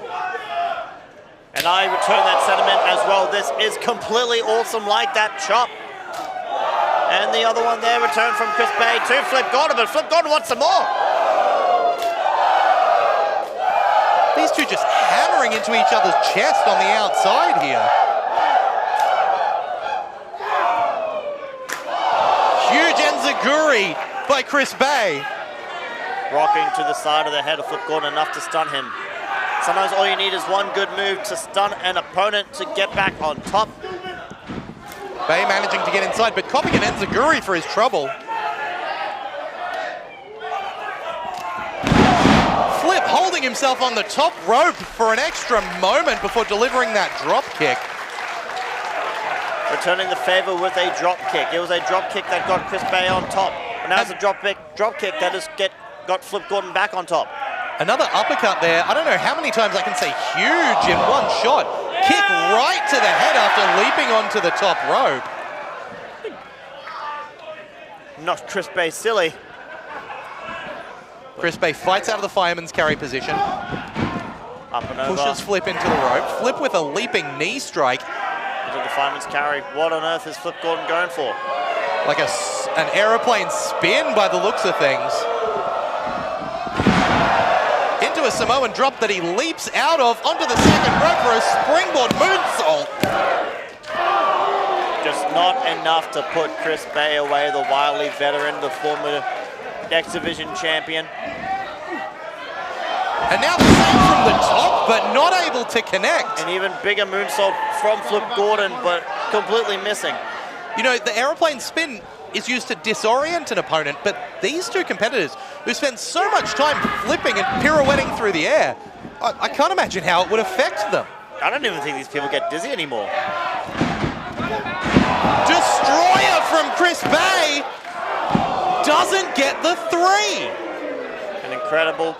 An incredible move there by Chris Bay, of course. Massive flip there, using his own flip on Flip Gordon against them. But Chris Bay, you can look it into his eye. He's feeling something. He's feeling that the end is near. He's going to try and put away Flip Gordon and put him down for good. But if that didn't, what could? I guess. We're about to find out. Oh, he got caught trying to deliver that cutter. Super kick by Flip Gordon. Spinning back heel kick by Chris Bay. A naturally gifted talent right there, a naturally amazing kick. Off the second. Flip returns it with the cutter. And there it is. Flip Gordon victorious. What an incredible match by both men. Flips were held, but unfortunately for Chris Bay tonight, Flip Gordon was the winner in this first ever dream match encounter.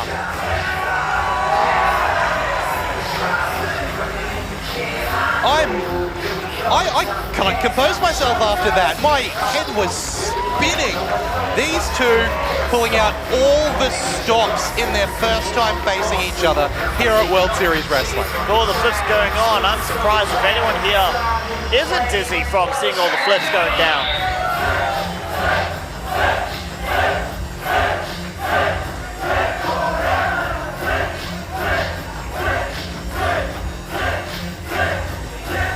Flip Gordon encouraging Chris Bay to get back in the ring now.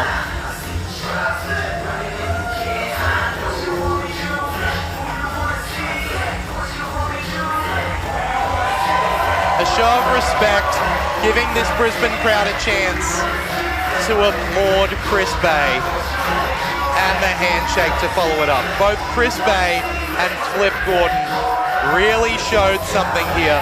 Once again, Flip Gordon looking for the too sweet, and this time he gets it from the Bullet Club member. Fantastic showing, fantastic show of respect.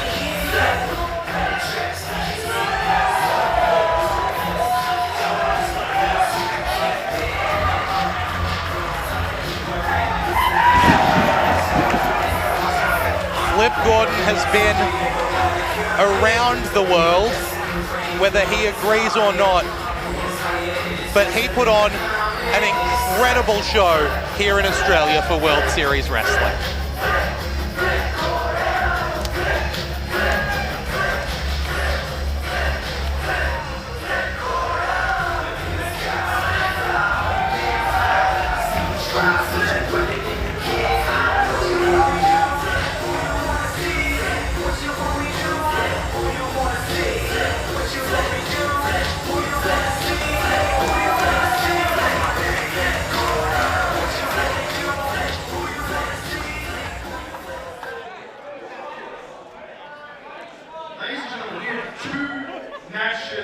Left. Are you excited? The following is a singles match and is scheduled for one fall. Yeet Stevens is one of the biggest names in Queensland wrestling. And he's also one of the biggest superstars in Brisbane wrestling as well. He's a large man.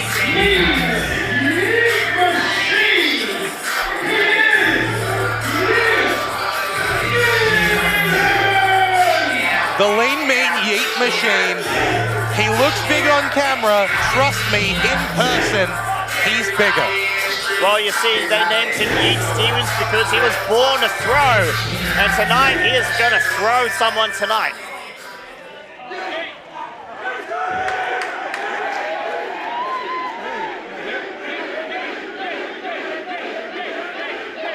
All right.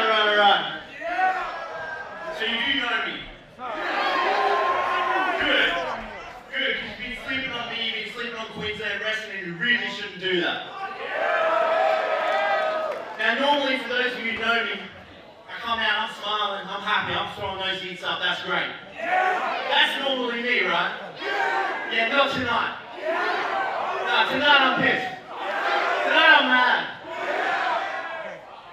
You know, you got me, the biggest, the baddest, the leanest, the meanest Yeet Machine in this building, in this city, in this country, and they don't even have a match for me. These World Series guys come in, they fly in on their little plane, and they think they can get out of a match with Yeet Stevens. So I say no. Now I demanded this time. I said you need to give this to me. So I'm launching my first ever Yeet Stevens Open Challenge. Whatever big bad boy back there wants to come out and tangle with me, you got 10 seconds. I can't imagine who would want to get in a ring with the Goliath that is Yeet Stevens. Well, we got less than 5 seconds to find out who is crazy enough to go up against Yeet Stevens.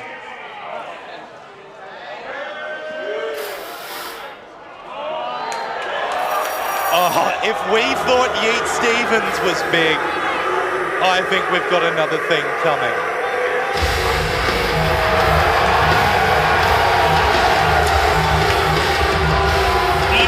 Big is right. Here comes Eric Redbeard. Weighing in at 350 pounds, Eric Redbeard!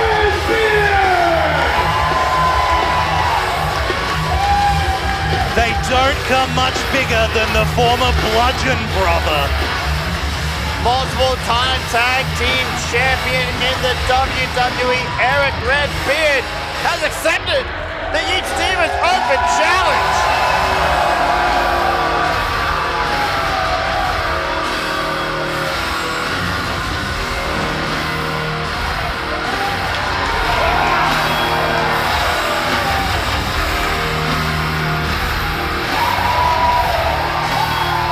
There's one thing I'm sure of. This is not a man who is easily yeeted. If anything, Yeet Stevens might be the yeeted one here tonight. What a turn of events that would be. Is yeeted the right word? Goat, maybe? What is the plural for yeet? The plural is yeets, right? The past tense, I've got no idea. The mass of the two men in the ring right now is exceptional.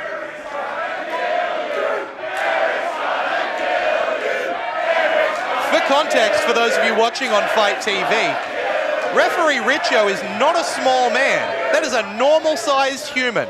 It's just that these two ginger Goliaths are so massive, they make him look tiny. Really dwarfing the referee here tonight. A very enviable position here for Ref Richo. I would not want to be in that ring when these two massive behemoths go at it. Especially with Yeet Stevens in the mood he seems to be in. Trying to step right up to Eric Redbeard, but again, I don't think there's maybe anyone on earth big enough to step to Redbeard. I don't even think Yeet Stevens' head is used to looking up at all. He's always looking down at his opponents, but for the first time ever, he's had to look up at someone. I don't think he's aware of it.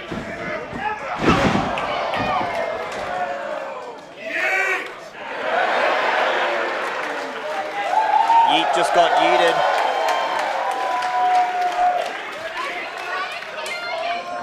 Redbeard rocking the Monomarth top, who rocked this very venue only a few months ago. Just like he wore in the WWE, representing the heavy metal culture, representing the Viking culture.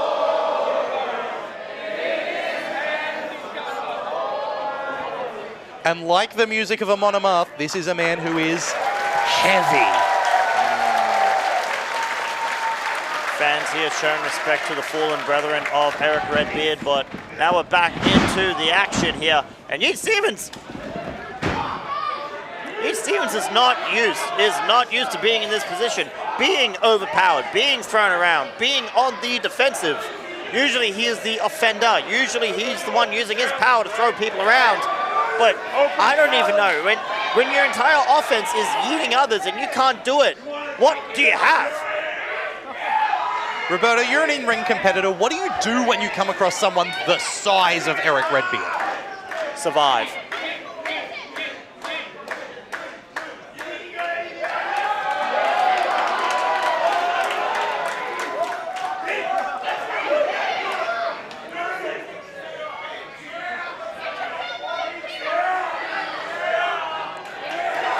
Hang on a second. Test of strength here by Yeet Stevens. I don't know why you'd want to go for a test of strength so far.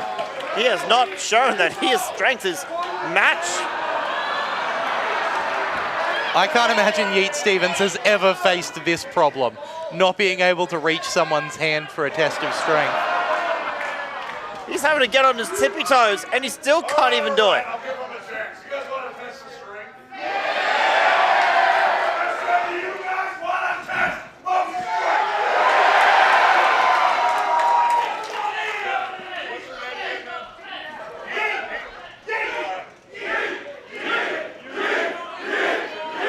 The crowd who does know Yeet Stevens, loving to get in on those yeets. Redbeard asking the crowd if they want a test of strength. I think Yeet Stevens has had enough. I think he realized test of strength was not going to go his way, so he's just attacking him and getting down into the nitty-gritty. Impressive the amount he was able to drop the big man, but Redbeard just an absolutely immovable object. Huge chop there. But I guess everything that Redbeard does is huge. And unbelievably massive here. Massive clubs to the chest. Yeet Stevens has never been manhandled like this. I'm not even going to pretend that there's a possibility it's happened. Absolutely not. I have seen many a matches from Yeet Stevens and I've never seen it before. Look at that look in the eyes of Yeet Stevens. He is absolutely shocked. And out goes Yeet to the outside.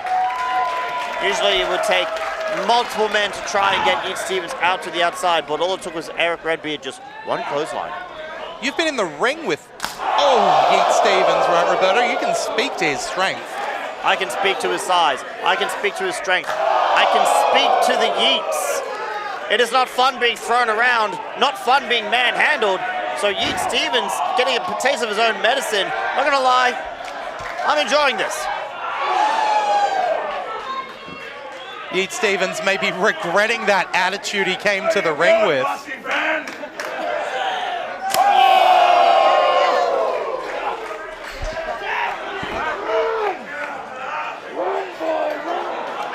Redbeard breaking the count by rolling into the ring and back out, making sure he has as much time as he needs to abuse Yeet Stevens on the outside of the ring here. Eric Redbeard is carrying Yeet Stevens up, but wait a minute! Stevens using the ring post to his advantage, just pushing Redbeard, not quite a yeet, but a push directly in. And another ring post Redbeard takes straight to the face. Here's the thing with big men. It doesn't matter how big you are. Human beings facing steel, steel always wins, and Yeet Stevens knows that and took that to his advantage. After taking 2 steel posts to the face, though, Redbeard was still able to get to his feet fairly quickly. And he was just taken off his feet by Yeet Stevens. There's the speed and strength of Stevens on display, clubbing into Redbeard. Down goes Eric Redbeard. A quick cover attempt. Not even a 2 count. Yeet Stevens has to do a lot more to get Eric Redbeard his loss here tonight in Brisbane. Here we see the double-edged sword of being a man the size of Eric Redbeard. It's so much harder to knock you down, but once you're knocked down, it is so much harder to get back up. I think it's kind of cliche at this point, but the old adage is true. The bigger they are, the harder they fall. The crowd clearly behind Eric Redbeard here, though. Yeet Stevens making the absolute most of that 5 count to choke out Redbeard in the corner, keeping him grounded, not letting him get to a vertical base where he'd be able to use those powerful legs to run, to push, to lift. As long as Yeet can keep Eric Redbeard on the ground or halfway up, like with that huge leg drop, he's got a chance. And I think this is the thing about Yeet Stevens you need to understand. Yes, he yeets people, but he has more in his arsenals. He can hit really hard. He just hit a massive leg drop on Eric Redbeard. We've seen that just now, and I think he needs to put more into his bag of tricks if he hopes to take down Eric Redbeard. That's the thing, isn't it? He hit that leg drop, and yet Redbeard kicked out at 1. The strength of Yeet Stevens managing to yeet Redbeard directly into the mat. But is it enough? No, it is not. He needs to do more yeeting. 2. I'm shocked that he was able to yeet once. The stress that must put on a human being's spine. Well, you see, Yeet stacks yeets on top of yeets. He doesn't just hit you with one yeet bomb. He hits you with another, and another, and another, and another, and another. But can he do that to Eric Redbeard? But this is what I'm wondering. Every offensive move that these competitors do must hurt themselves as much as it hurts their opponents. They're both such huge men. Oh. Did you hear that, Lachlan? That was impossible not to hear. Redbeard getting caught with his leg over the top rope. Stevens directly shoulder into the ring post. And as we saw what happened with Eric Redbeard, was taken down by that very ring post that Yeet Stevens used to get him on his top. Roberto, I can't get over just how fast these men are considering their size. Oh my goodness. Hey, both men really want it badly. Both men really want it badly.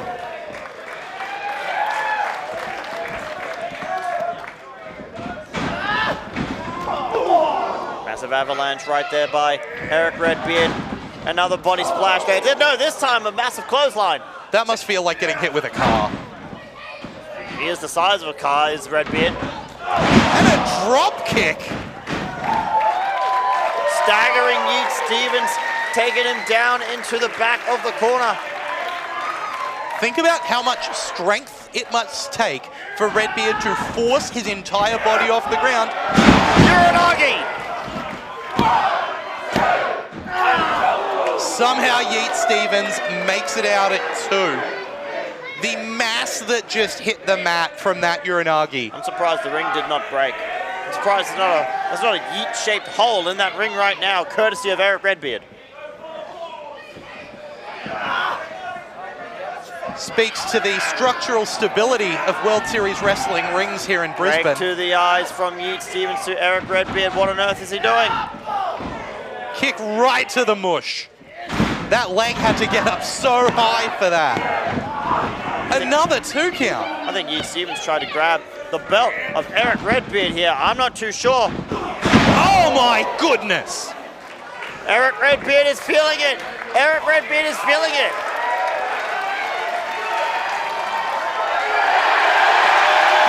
A tribute to a fallen friend. He's looking to put on the claw. Iron Claw Slam!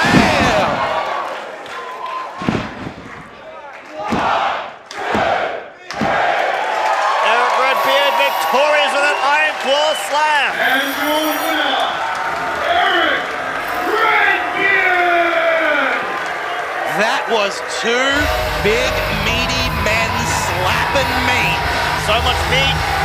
So much meat. Hey, you've heard of Yeet Stevens. In this match, he was Meat Stevens. That's rough, Roberto. I'll be here all night.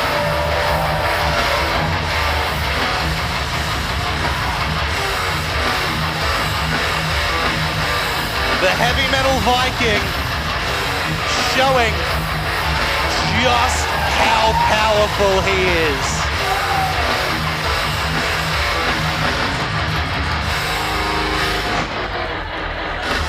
Yeet Stevens probably could have beaten 99.9% of the population if they'd come out for an open challenge. Well, this wasn't 99% at all. It was 1%. The 1% of the population bigger than Yeet Stevens.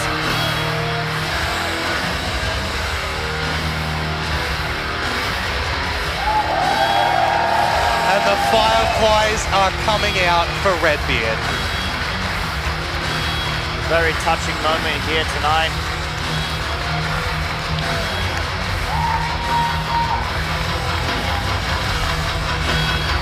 But the thing shocking me, Roberto, is we've still got a main event to get to. That is absolutely right. Earlier tonight, we saw the challenge laid out.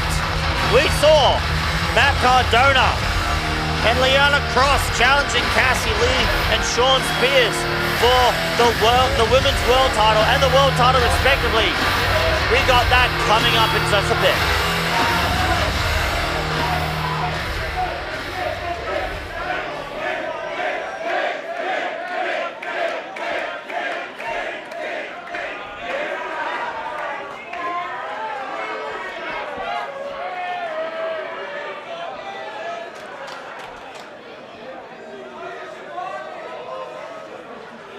Ladies and gentlemen, it is now time for the main event. Brisbane, it is time for your main event!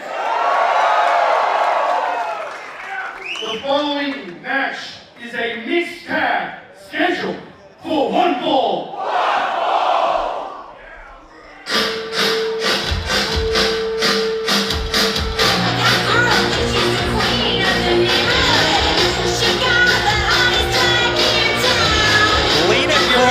Representing the Rebellion.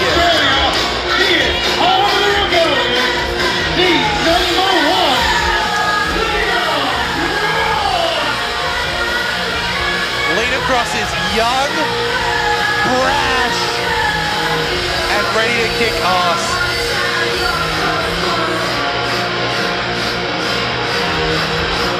I could do that. I've just got to step on the top rope myself. I'll believe it when I see it, Roberto. Lena Cross is an Amazon. She is so tall and powerful. And her tag team partner tonight, well, they don't come much bigger than this.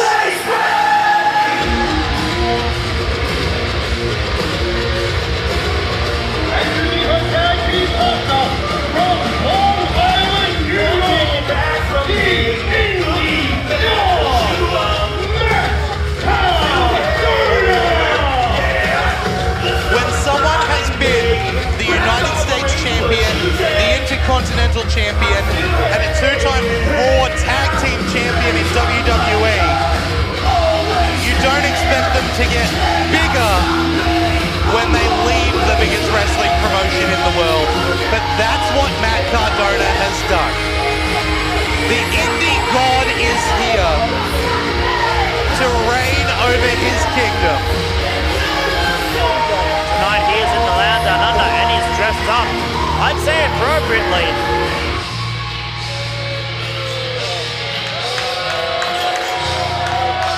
Cardona currently holds 8 championships from around the world. 8! And he lost that 9th, the World Series Wrestling Heavyweight Championship, at the start of this tour. He's actually been on a losing streak so far this tour.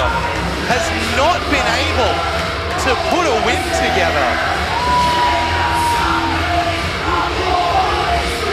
Clearly hoping his luck will change tonight in this. He fucked up there! Couldn't afford to see the indie god! Tonight, letting Matt Cardona know exactly what they think of him. And Matt Cardona is doing the same, what he thinks of this Brisbane crowd here.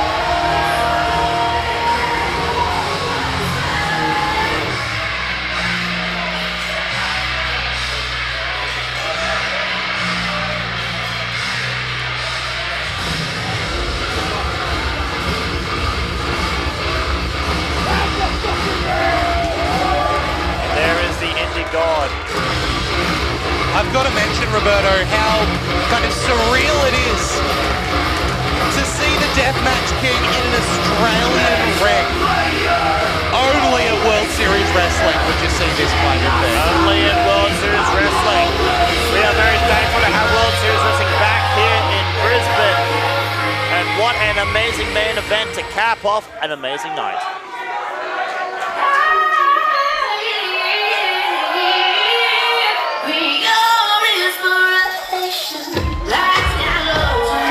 Iconic and inspirational woman. Australia. She is one half of the inspiration, and she is your home. Here is Women's World Champion, Cassie Lee. And there's a reason the gold is around the waist of Cassie Lee. She made her mark in WWE, made her mark in Impact. And now here comes her husband.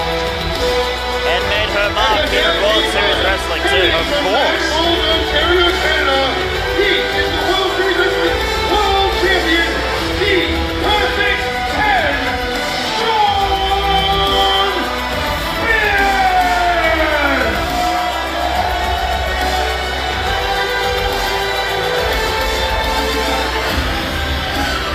Current World Series Wrestling World Champion Shawn Spears and current World Series Wrestling World Women's Champion Cassie Lee making their way to the ring. The husband and wife duo, the power couple of Full Throttle here tonight.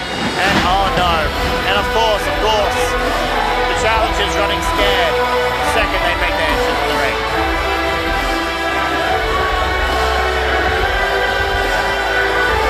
The crowd here are electric for Shawn Spears and Cassie Lee.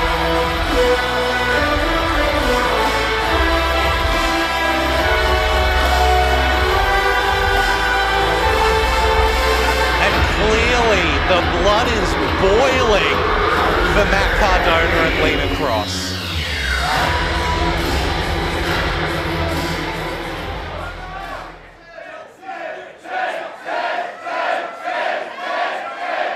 Crowd here showing their support for Shawn Spears. Shawn Spears, the perfect 10, very experienced competitor. Has appeared in the PWI 500 16 separate years. Incredible.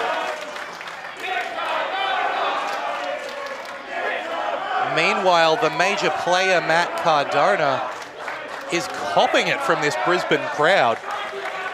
Matt Cardona has not made many friends since he's gotten here, and I don't think he gives a damn who hates him. He hates him just as much back. We can't forget, though, Matt Cardona is an accomplished professional wrestler, regardless of the attitude. And look, let's even ignore the titles. This man was trained by Dave Taylor and Mikey Whipwreck. Such a solid foundation for a pro wrestler. There's not much more you can ask for in a competitor, except to not be such a jerk. It costs $0 to, not be a jerk. And unfortunately, it costs $0 to be a jerk too, so I think he is spending all the money, let's just say that.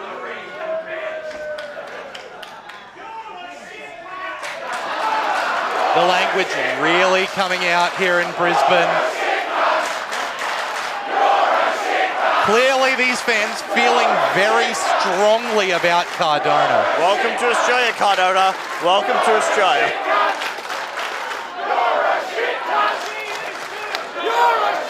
Lena Cross, not sure if she's questioning her choice of allegiance here. It must not be the most fun thing in the world to fly into state and be treated like this as you enter the main event.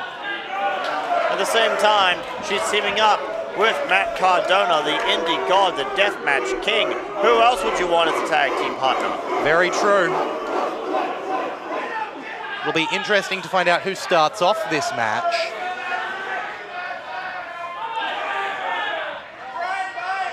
Some literal posturing going on at the moment.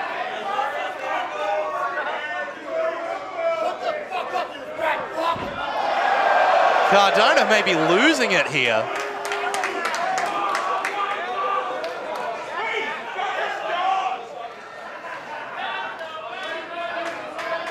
Cassie Lee and Lena Cross making their way to the outside. Looks like the gentleman will be starting this one off. Well, the gentleman and Matt Cardona. Yes. Now let's remind the folks at home, mixed tag team rules. That means the men can only wrestle the men and the women only wrestle the women. Is that correct? Seems to be the case here. Shawn Spears asking for a microphone. Hold on. Sorry. I don't mean to hold things up anymore. Just one last thing I need to say. Matt, you're a wanker. Shawn Spears echoing the sentiment of this Brisbane crowd. And I think the crowd's giving that a 10. Cassie Lee clearly enjoying it. Cardona directly to the outside. Cardona getting out of the ring. We are on his time now. The match will start when Matt Cardona says it'll start.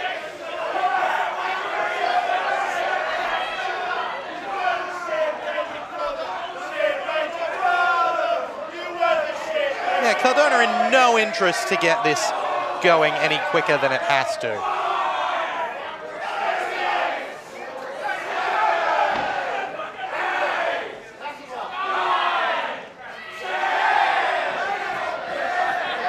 Unfortunately, the fans' 10 count doesn't count. It's the referee's 10 count that matters. Cardona immediately tagging in Lena Cross here. Bit of a cowardly move.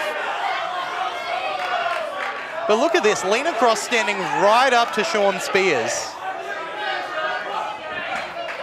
And you can see just how tall and powerful Lena Cross is right here. Lena Cross not scared to go up against the perfect 10 Shawn Spears. Maybe this is why Matt Cardona chose her as his tag team partner. Look, there are far worse tag team partner options than Lena Cross. Cross letting the language fly here. She is Australian after all, and I cannot believe this, I guess. Snapmare by the Perfect 10.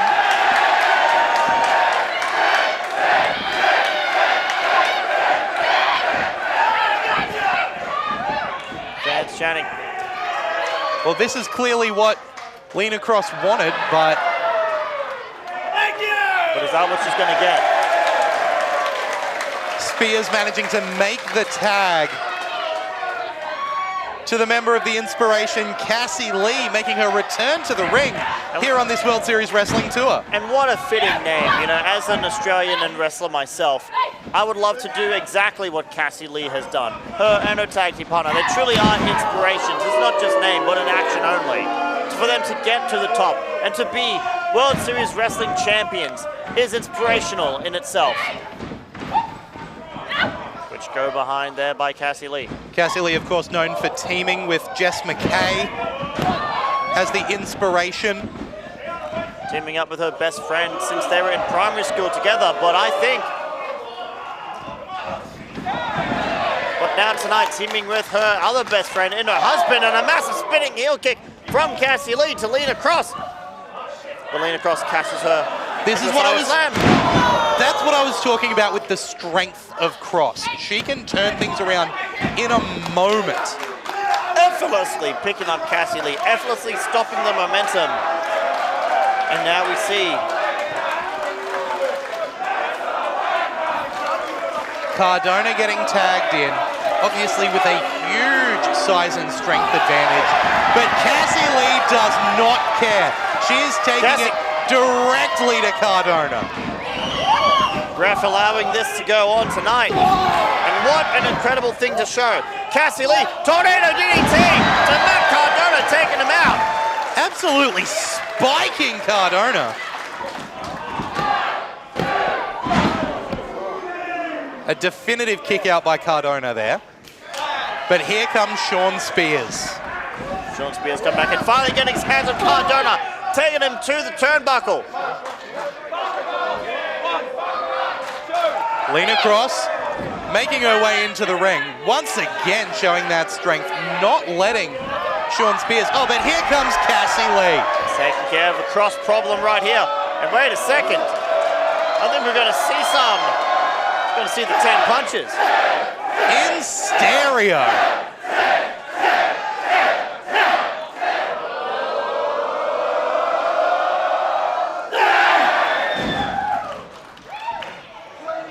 Obviously, huge tag team chemistry here between Cassie Lee and Shawn Spears. Well, as we all know, Shawn Spears left hanging there by Cassie Lee for a moment. Shawn Spears owns a wrestling school, Flatbacks, and of course, him and Cassie Lee training all the time together. Of course, they have that perfect chemistry from the Perfect 10, but I think Matt Cardona trying to get back in to this matchup.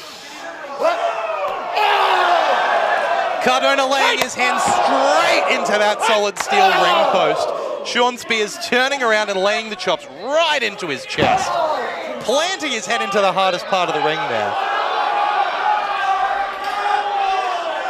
What is that part again called? The apron. Oh, all right. Oh! And that apron may be hard, but it's nowhere near as hard as that chop from Shawn Spears. I think at this point he probably misses the ring apron.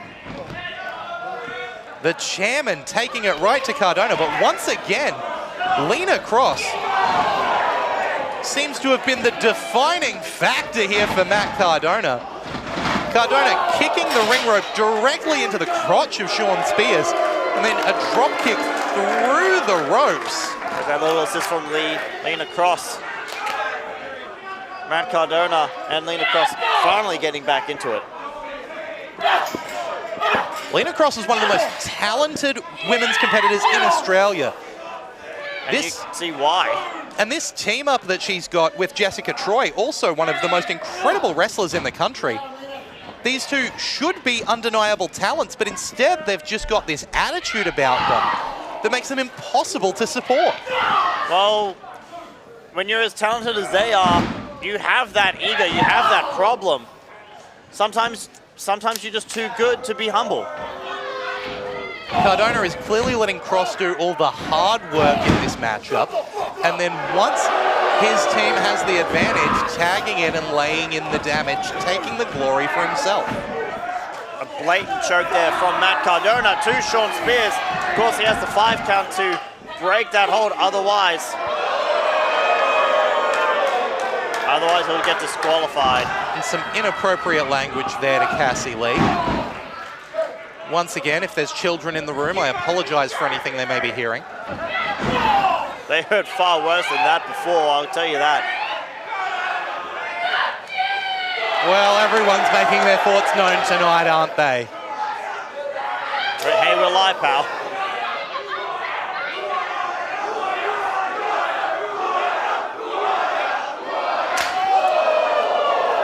Hear that massive thud from that chop there. Shawn Spears not happy with this situation. A look of determination on his face.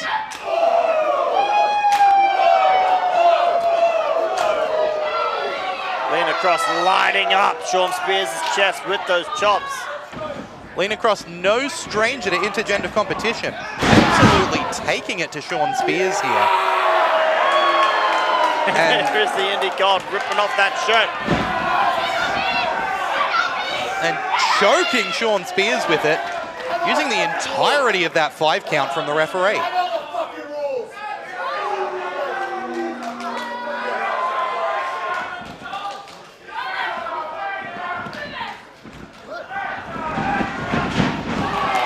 Oh no! Lena Cross's boot used against Matt Cardona there. Amazing scouting there from Shawn Spears. But look at that, Cross was already halfway in the ring when she made the tag to Matt Cardona. They are going to take every inch of leverage that they can get here. Every slight part of the rules that they can take advantage of, they will, to get the win in this mixed gender competition. Mixed gender is absolutely right. And look at this, blatant cheating there. The referee's back is turned, unable to see what is going on directly behind him.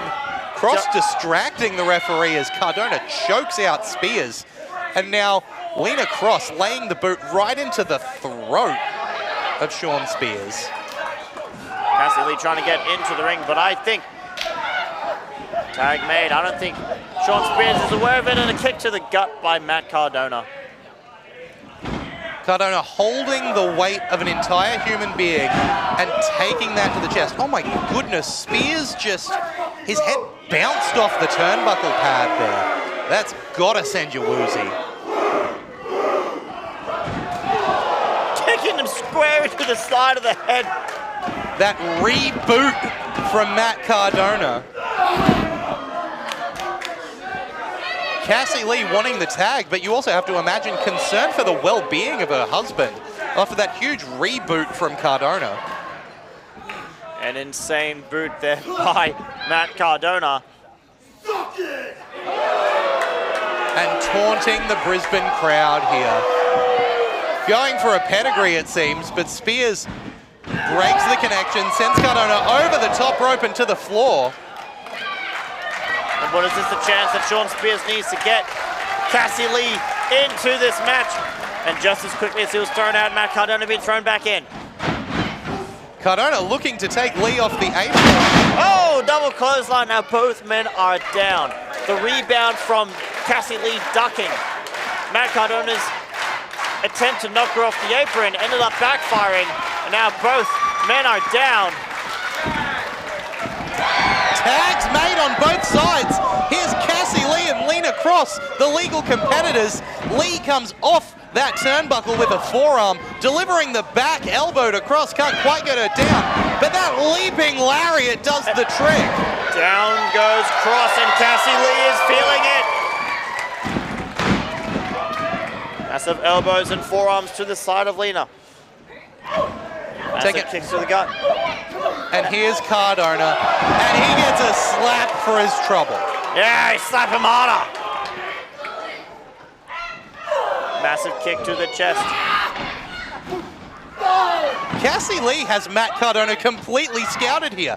Every time he tries to interfere. An incredible kick. I would like to see Mike Bailey do that. And another kick to the chest of Matt Cardona. Ducking a kick of her own, but scouting that kick from Cassie Lee is leaning across, picking her up into fireman's carry position. Cassie Lee gets out of it. It's another spinning back heel kick. Is this enough to put Lena Cross away? No. The strength of Cross to survive those huge, impactful maneuvers. And not only that, to be able to still lift Cassie Lee into a fireman's carry after taking some of that punishment. Just incredible. And just incredible. This entire match has been incredible, Lachlan. Back heel kick from Lena Cross. Massive boot to the face of Cassie Lee.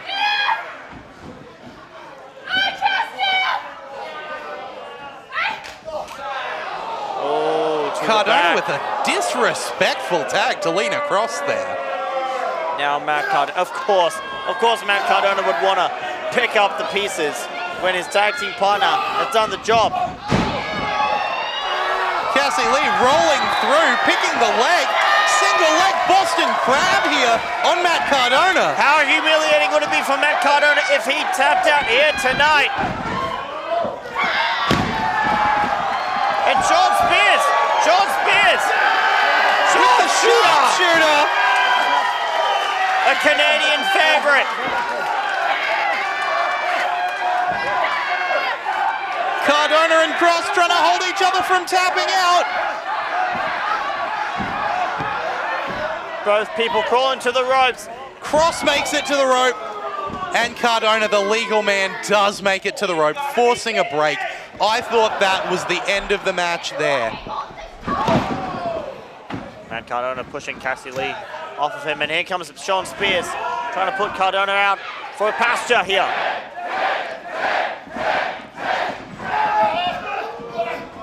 Shawn Spears setting up, does not manage to hit. Powerbomb attempt, powerbomb hit, I should say. Looked like a radio silence attempt from Cardona there, but there it is. The C4, no! I was about to say the C4 getting the win for Shawn Spears, but somehow Cardona survives it. Hey, you're not an indie god without fortitude. And oh my goodness, that was so close. But unfortunately, Matt Cardona kicked out. Shawn Spears getting the momentum from the fans, getting them to feel the energy of the Perfect 10. You can see why Shawn Spears and Cassie Lee are our World Series Wrestling champions. Fireman's carry there. Cardona almost takes out the ref, now holding the referee as protection. Lena Cross. Wait a minute. Taking the chairman up. TKO. An incredible TKO. I don't believe this. And a kick out at 2 by Shawn Spears. That was so close to putting away Shawn Spears. We were so close to having not only a new world champion, but a new women's world champion here tonight. We have to remember, Roberto, the titles are not on the line in this matchup, but you have to imagine if Lena Cross and Matt Cardona were able to take out the World Series Wrestling champions, we've still got one night left of this Full Throttle tour. That is a very good point. They would have to be at the front of the line. Thank you for the correcting me. I'm sorry. I'm just so excited. Oh, the energy's getting to me as well. Lena Cross taken into the turnbuckle there. Shawn Spears in the corner allows Cassie Lee to tag him in from behind. Cassie Lee coming in. Matt Cardona going for the low blow, but not quite as effective as he planned. Unfortunately for Matt Cardona.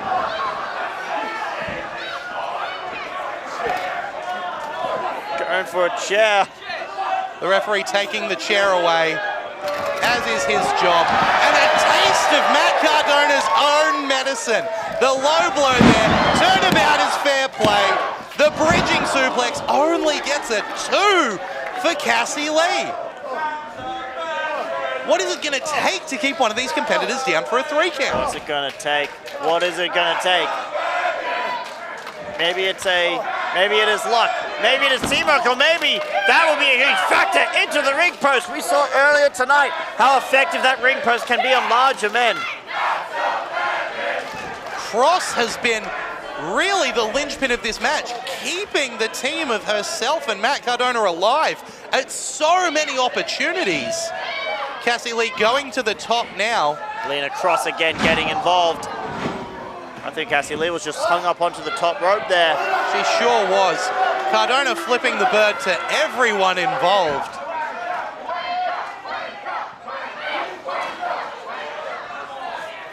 We got the World Series Wrestling Heavyweight Championship in the hands of Cardona, as it used to be before the first night of this tour. Down goes the referee. Shawn Spears setting up, but the chair to the back of the Spears from Cross there. Cassie Lee ducks, kicks through the chair, straight into the face of Cross. Oh, but no! There's radio silence to Cassie Lee, and Matt Cardona takes this for himself and Lena Cross. And your winner, Lena Cross and Matt Cardona!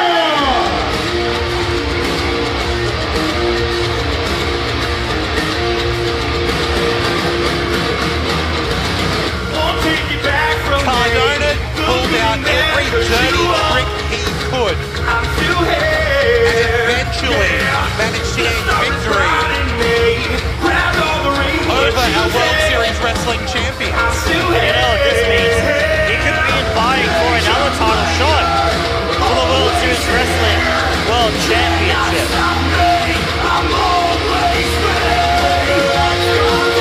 World Series Wrestling Full Throttle Tour continues tomorrow night in Sydney. You can catch it right here on Fight TV. And with this being the way tonight ends, I would not want to miss that.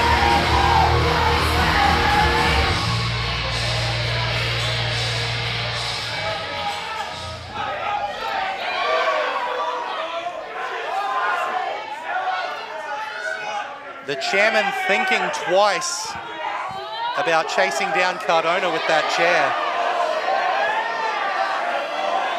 Well, look who Shawn Spears sees in the middle of the ring. I don't think Lena Cross is aware of who's standing behind her. We know what goes through the head of Shawn Spears when he gets a hold of a chair.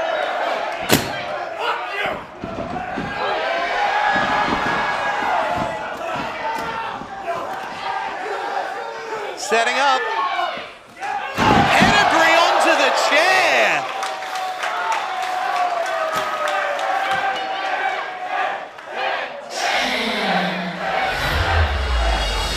The Perfect 10 sending a clear message to Matt Cardona. An emphatic message at that, a pedigree onto the chair. Shawn Spears to Lena Cross, a difference maker in this match.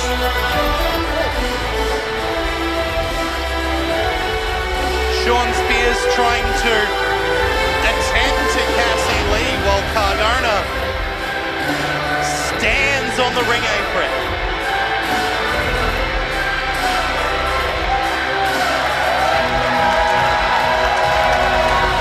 What an insane night of action this has been here at night 5 in Brisbane of World Series Wrestling Full Throttle.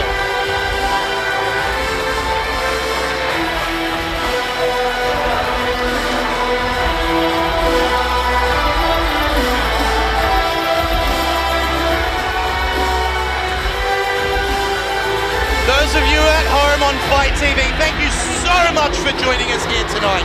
Do not miss tomorrow night's show from Sydney, wrapping up the World Series Wrestling Full Throttle Tour. I've been Lachlan Albert. On behalf of my broadcast partner here, Roberto, we'll see you next time.